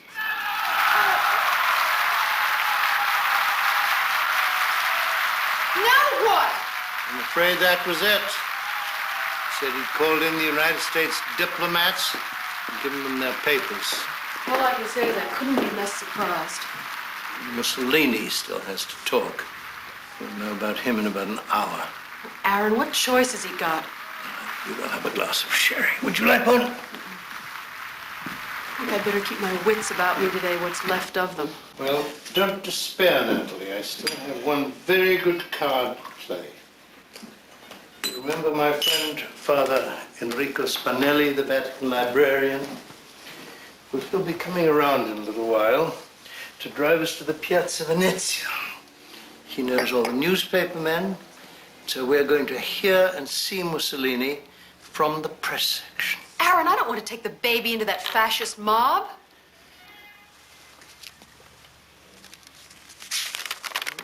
Oh, my dear, it is visible history. And since we are in a tight spot, we might just as well get the good of it. Mightn't we?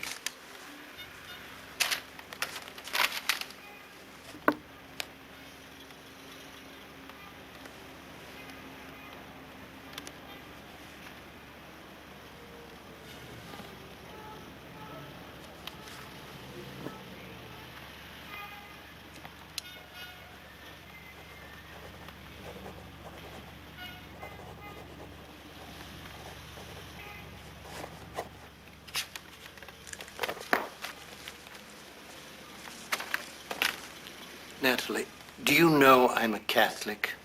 What? What do you mean? Then you don't know. I thought perhaps you were being tactful all these years, but it's quite true. Are you serious? What am I supposed to say? It's the family skeleton. I converted when I was 23. Of course, it never took. I fear I'm not the right blood type for that or any other religion. But at the time, the act was sincere. Ah, so that's what it was. I wondered why we could never talk about you. Well, it's understandable. But the important thing is, I still have the documents. And Father Spinelli has copies. So you see, we do have friends in the Vatican. And that could be a very useful insurance if we need it.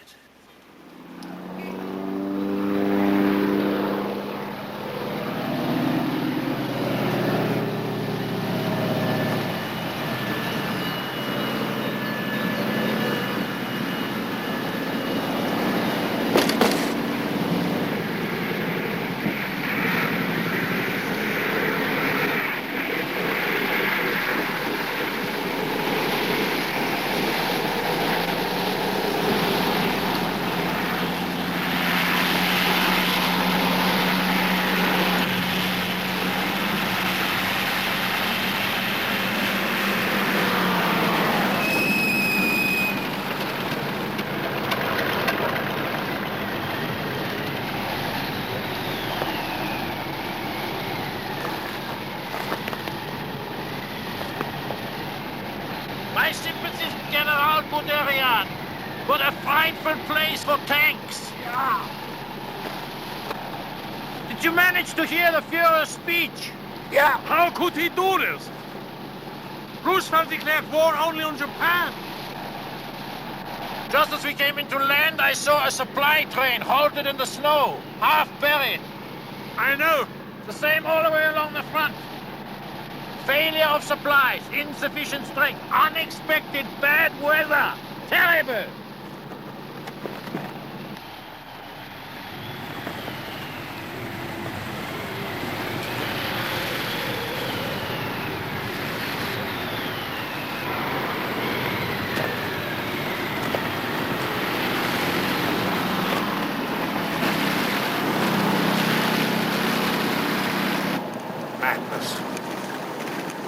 Not even ordered winter uniforms. The Führer thought it would be bad for the troops' morale to even hint we could not win in the summer. Führer. Great fighting men. But are being pushed beyond all endurance. Well, let us hope the Russians are worse off than we are.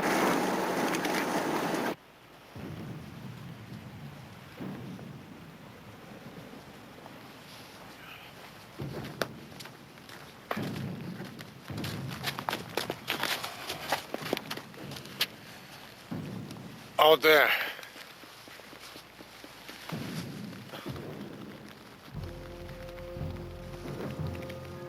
Can you make out the dark red mass to the right?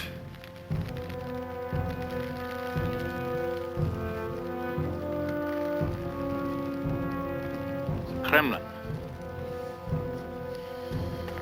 Might as well be the moon. General Guderian. Yes, Colonel? Berlin is online at the command post for General von Roon. Thank you. Roon, have you heard the news out there? Yes, General. We couldn't be more surprised here. We are devastated. But at least Japan must come in now against Russia. That will take the pressure off the Moscow front. And we can look for an attack on Vladivostok. We cannot. Japan has not declared war against Russia. The Führer did not demand it of them. That is not possible. Beyond belief. Yes, but it has happened. He just went ahead and took on the United States. But there's no plan, no strategy for war with the United States. That is why you must return at once to Berlin to draw up a wholly new operational scheme. All-out two-front war with possible major enemy landings in the West. And you will report to Halder. Halder? I'm resigning my command. I'm very sick.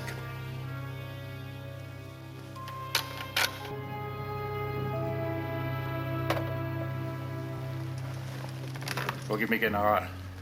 I must return to Berlin at once. Problems.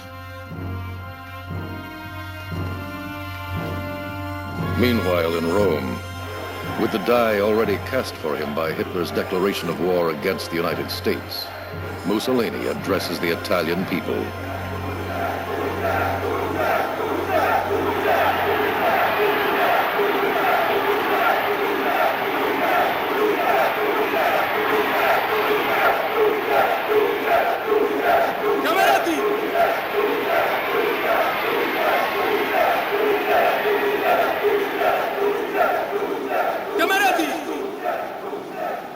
E questa è un'altra giornata di decisioni solenni nella storia d'Italia e di memorabili eventi destinati ad imprimere un nuovo corso nella storia dei continenti. Le potenze del patto di acciaio, l'Italia fascista e la Germania nazionalsocialista, sempre più strettamente unite, scendono oggi al lato dell'eroico Giappone.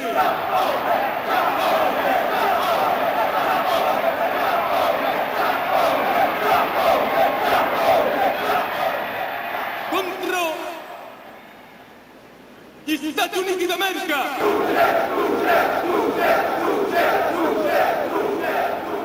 Il tripartito diventa oggi un'alleanza militare e schiera sotto le sue bandiere 250 milioni di uomini risoluti a tutto pur di vincere.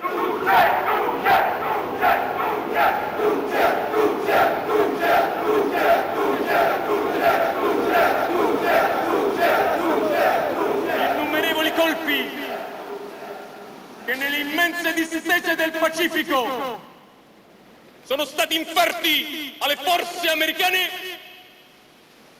mostrano di quale tempra siano i soldati del Sole Levante.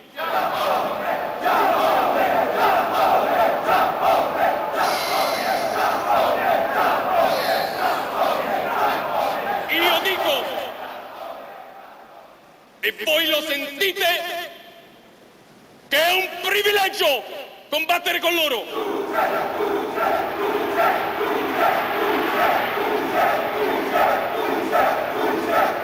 I'm afraid that's it, my dear.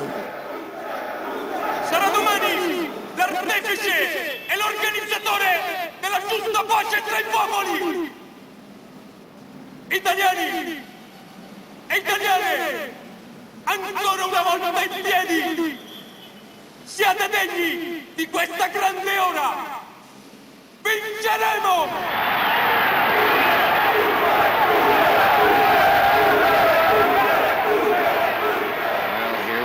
Enemy territory.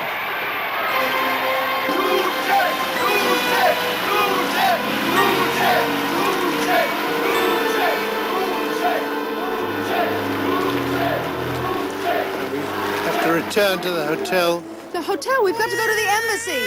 My dear, I know it was very stupid of me, but I left my briefcase with the manuscript at the hotel. I never thought he'd do it, the utter idiot. I take you to the hotel immediately.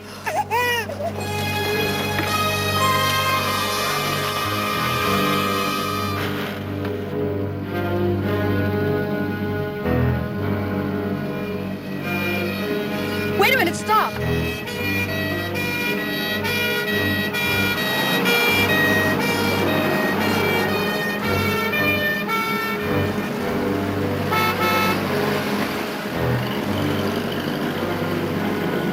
Dear me, police.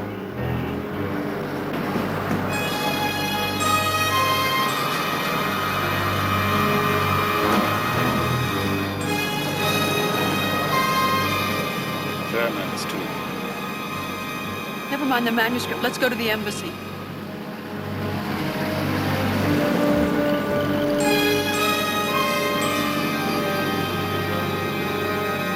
Of course, your manuscript is very precious, Professor.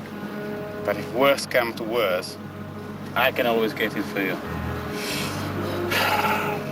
Embassy. Oh.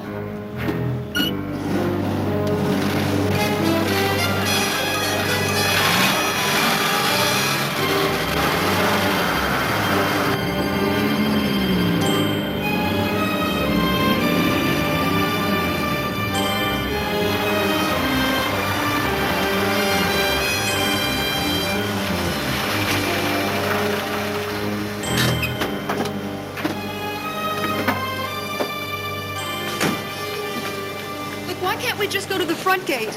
No, it will only be worse there. But you should be able to pass through that line. With no trouble. Let's try.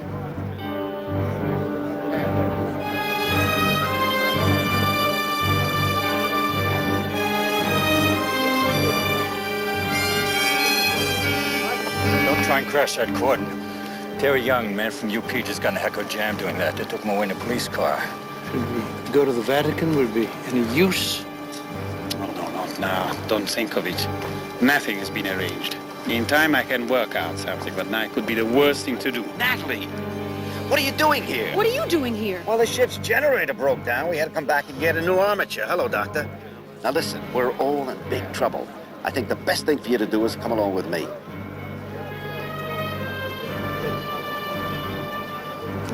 Good.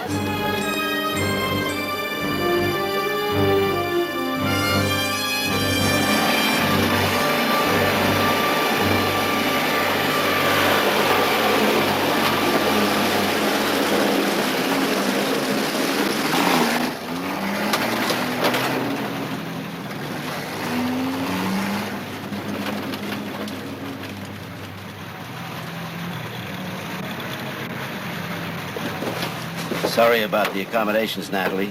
I know how tough it's been on the baby. It's been gagging on the stench for hours. I may never eat fish again. You still have much further to go? Should only be a few more minutes to the docks. You know, I keep thinking about that diplomatic train. I still think that ship of yours is dangerous, but the diplomatic... Aaron, you can go back to Rome and get on that train if you want to, but I won't!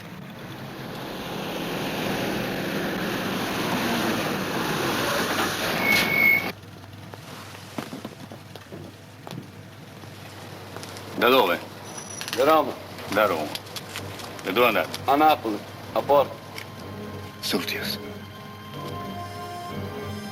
Cosa dentro? Pesce, portiamo a Porto. Solo pesce. Solo pesce. Sei sicuro? Sicuro, niente altro. They are coming. Quick, under the top. Natalie, you have to do something with the baby, please.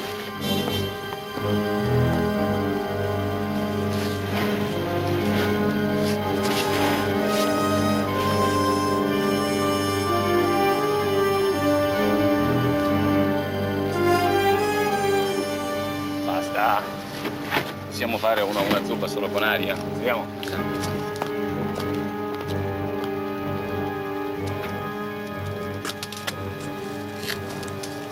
Avanti.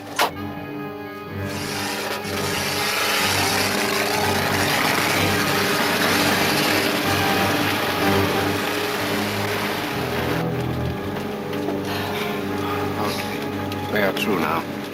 Natalie, how on earth have you managed with the baby? I gave him his dinner.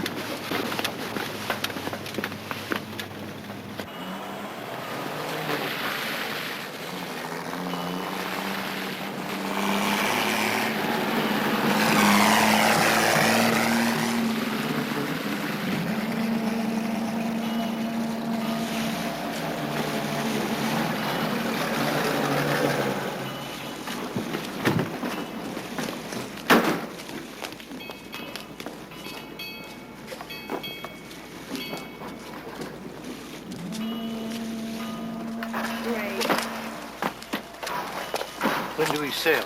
Immediately? First we have to install that thing and test it. What did you say the name of the boat was? It's now called the Redeemer, Turkish registry. Once you're aboard, you'll be secure.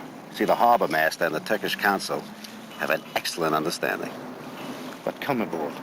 We'll find a comfortable place for you. Aaron, I'm beginning to feel like a Jew. I've never stopped feeling like one. I thought I'd gotten away from it. Obviously, I haven't. Come in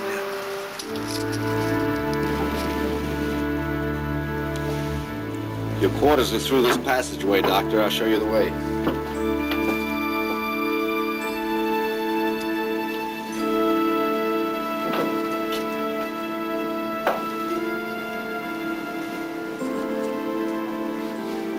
You can relax now, Mrs. Henry. We're in Turkey. That's a start.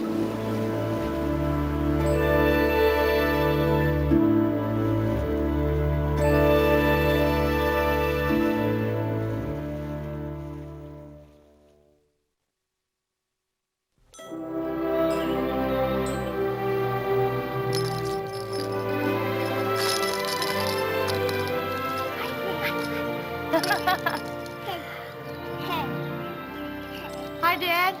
How about some breakfast? Oh, no thanks, Jan. I'm still off schedule from all that traveling. Oh, by the way, Fleet forwarded your mail. It's there on the table.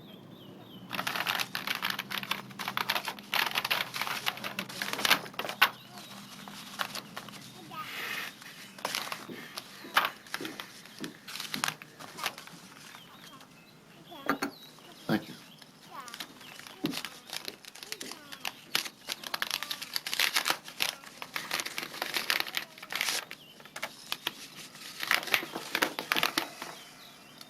Dear Pug, I know this is the worst possible way to break this news to you.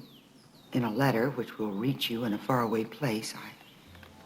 I know how unfair it is. Pug, my love, you've always had your doubts that I was cut out to be a Navy wife. After all these years, I suppose I've proved it. Ever since Berlin, during your long absences, I've been seeing a lot of Palmer Kirby, and the fact is... What's the matter, Dad? Nothing. Bad news from home? Coffee's mighty hot. It burned my tongue. Where's Warren, by the way? Went to the ship. He expects to be back for dinner. I guess we can never be sure about anything anymore. That's exactly right. Dad, are you sure you won't eat something? No, I don't want to eat. I guess I'm tireder than I figured. I might even crawl back in the sack for a bit.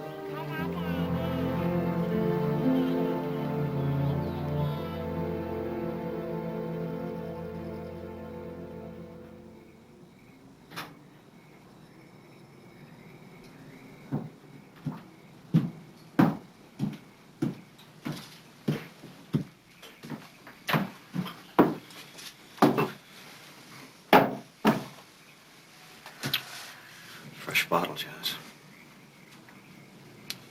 Opened it up, drank the whole thing. Is he all right? I don't know. He's out. He's just out, cold. Well, he was reading his mail. Now, I think something in one of those letters upset him. Maybe you should look at his mail.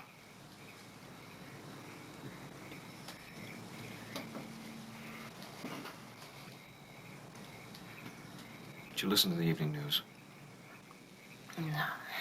Big airstrike on Manila. I made a mess out of the Cavite Navy Yard. That's all the news Washington put out. The communicator of the Enterprise told me that 2 submarines were bombed. 1 sunk. The devilfish? God, no. Maybe it's a mistake. Maybe.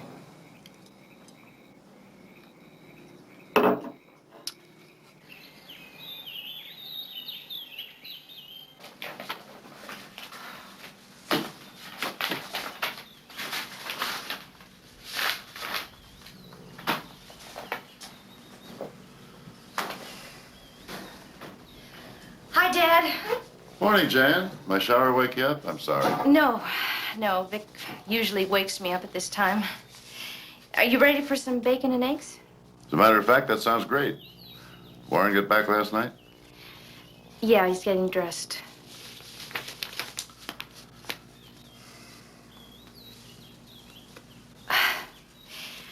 Well, what are the orders for the day? I see that an old buddy of mine is running sink pack personnel, Jacko Larkin. I'm gonna see if I can't get him to shake loose another command for me. It's a good idea, Dad.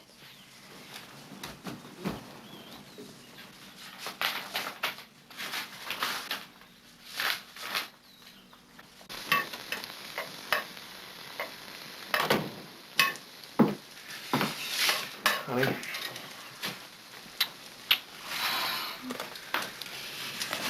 He's in there.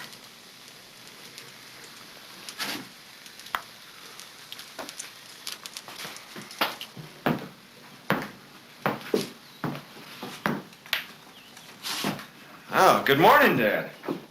How you feeling? Not badly, considering. Did I empty the bottle? Bone dry. I only remember the first half of it. Believe me, Dad, it was just what the doctor ordered. How about a little hair of the dog? Not on your life. That's the road to perdition. This coffee is excellent. Believe me, you picked a good day to sleep through. There's lots of news and none of it's good. For instance? Hitler and Mussolini have declared war on us. They have? Oh, the lineup's complete.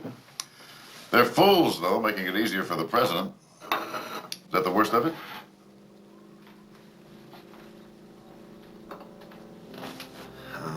They sort of plastered Cavite, Dad.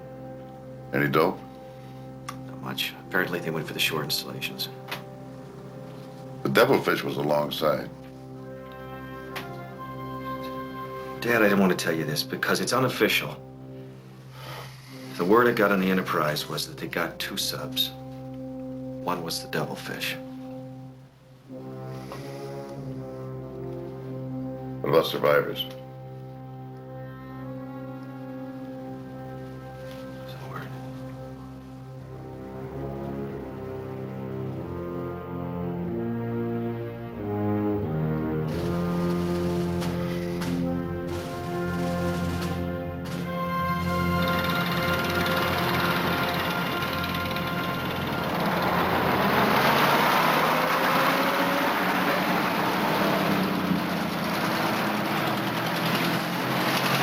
Dad, I got a really strong feeling that Byron's okay. I mean, there's so much confusion in this Navy right now. The word could be wrong. It's a very comforting thought, Warren, until we get more definite information. What about you? Will I be seeing you? I hope so. Sometime during this war. No, I mean tonight. That doesn't look like it, Dad. We sorted at dawn. Look, I'm gonna leave the car for you in the staff parking lot. Why don't you drive it home when you're finished? Right. Well, good luck, Warren. Good hunting.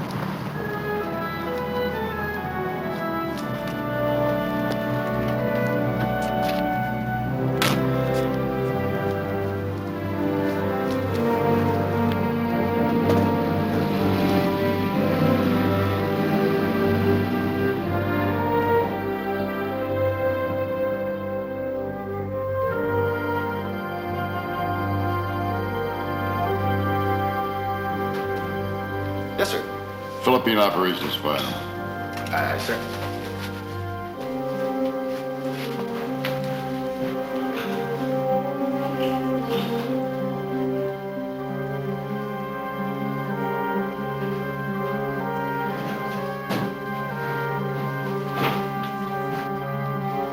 There we are, sir.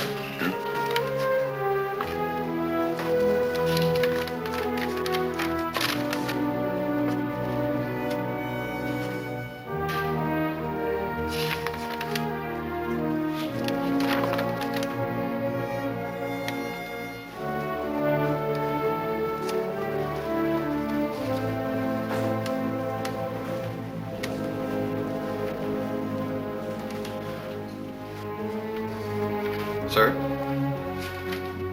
Is there anything wrong, sir? Nothing. Where's Captain Larkin's office? Building 3, sir. Thank you.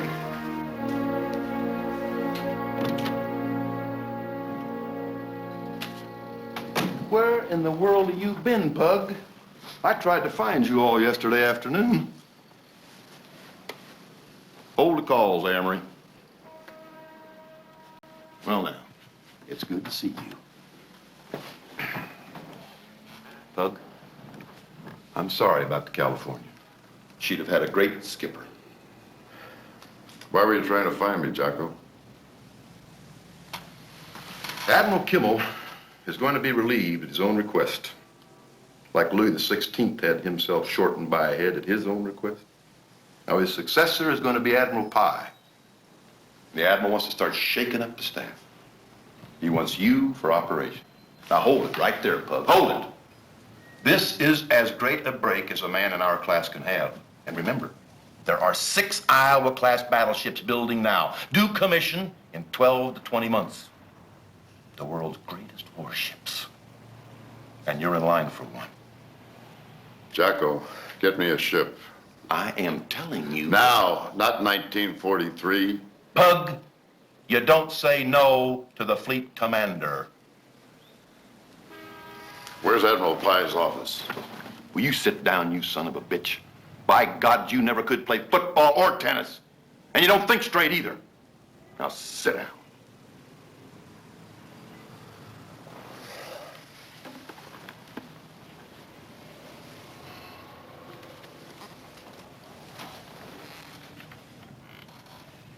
Is everything all right, Pug? I mean, you look a little green around the gills.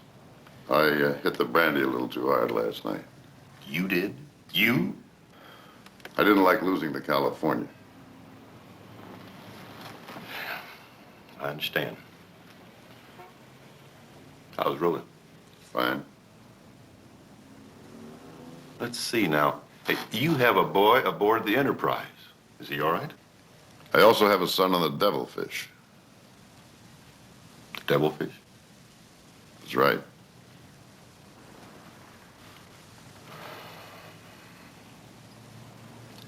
I'm sorry, Pug.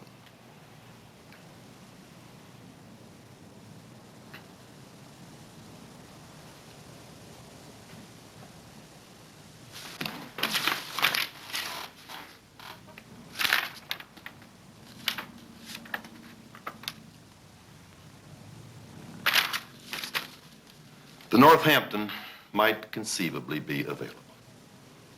The Northampton? God love you, Jocko. That's about the heaviest thing we've got left around here. Pug, I don't care. A cruiser command doesn't compare with Sink-Pack's deputy chief for operations, and you know it. Now, you listen to me, Jocko. I've shuffled all the high strategy papers I ever want to see in this Navy. I'm a sailor and a gunner, and there's a war on. If you can't find anything else, get me a squadron of minesweepers. I want to go to sea.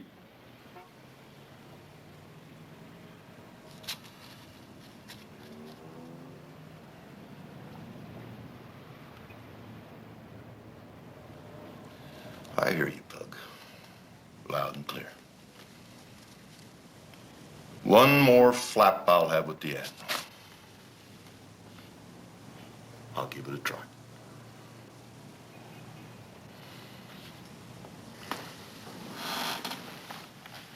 And in conclusion, Rhoda, if I really believed this divorce would make you happy, I could endure it better.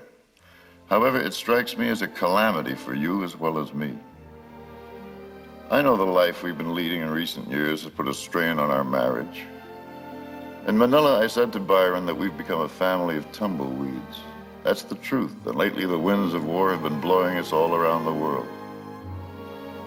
Right now, it strikes me that those same winds are starting to flatten civilization. All the more reason for us to hang on to what we have, mainly to love each other and our family, and love each other to the end. That's the way I've worked it out. I hope on further thought you will too.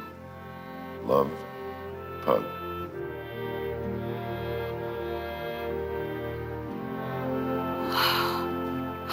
Oh, that's wonderful, Captain. Thank you so much for calling. You have no idea what this means. Yeah, he just drove in now, Captain. Yes, I'll be sure and tell him that, too. Goodbye. Oh, Dad, he's all right. Byron's all right. It wasn't the devilfish. Are you sure? Yes, Captain Larkin just called. It's official. It was the sea lion that went down.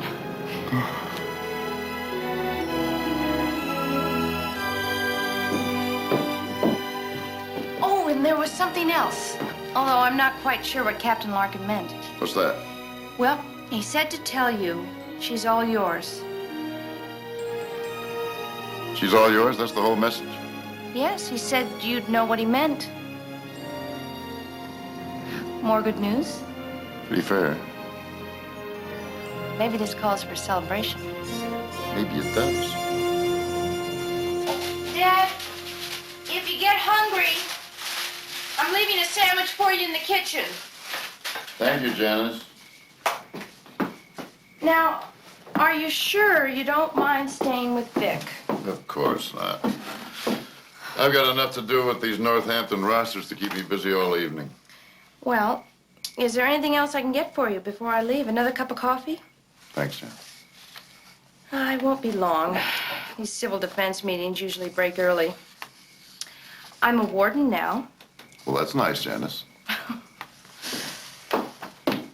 Oh, Dad, this arrived early this morning, and all the excitement, I forgot about it. I'm sorry. Dearest, just this instant heard on the radio of Japanese attack. Am utterly horrified. frightfully worried about you, desperately ashamed of that ridiculous, idiotic letter. Worst possible timing. Forget it, please. Please. And forgive. Hope you're safe and well. Cable me. Love, Rhoda. Well? Nothing, just something from Roda. You pass by Western Union on your way to the base, don't you? Uh-huh. Could you send a telegram for me? Sure.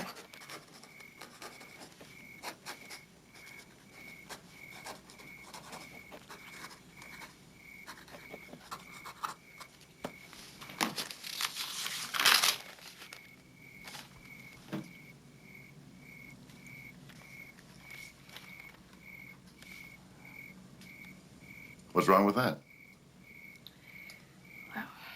How about love? By all means. Thanks, Jan. You had that. You know, war and ship sorties at done. Yes, I know.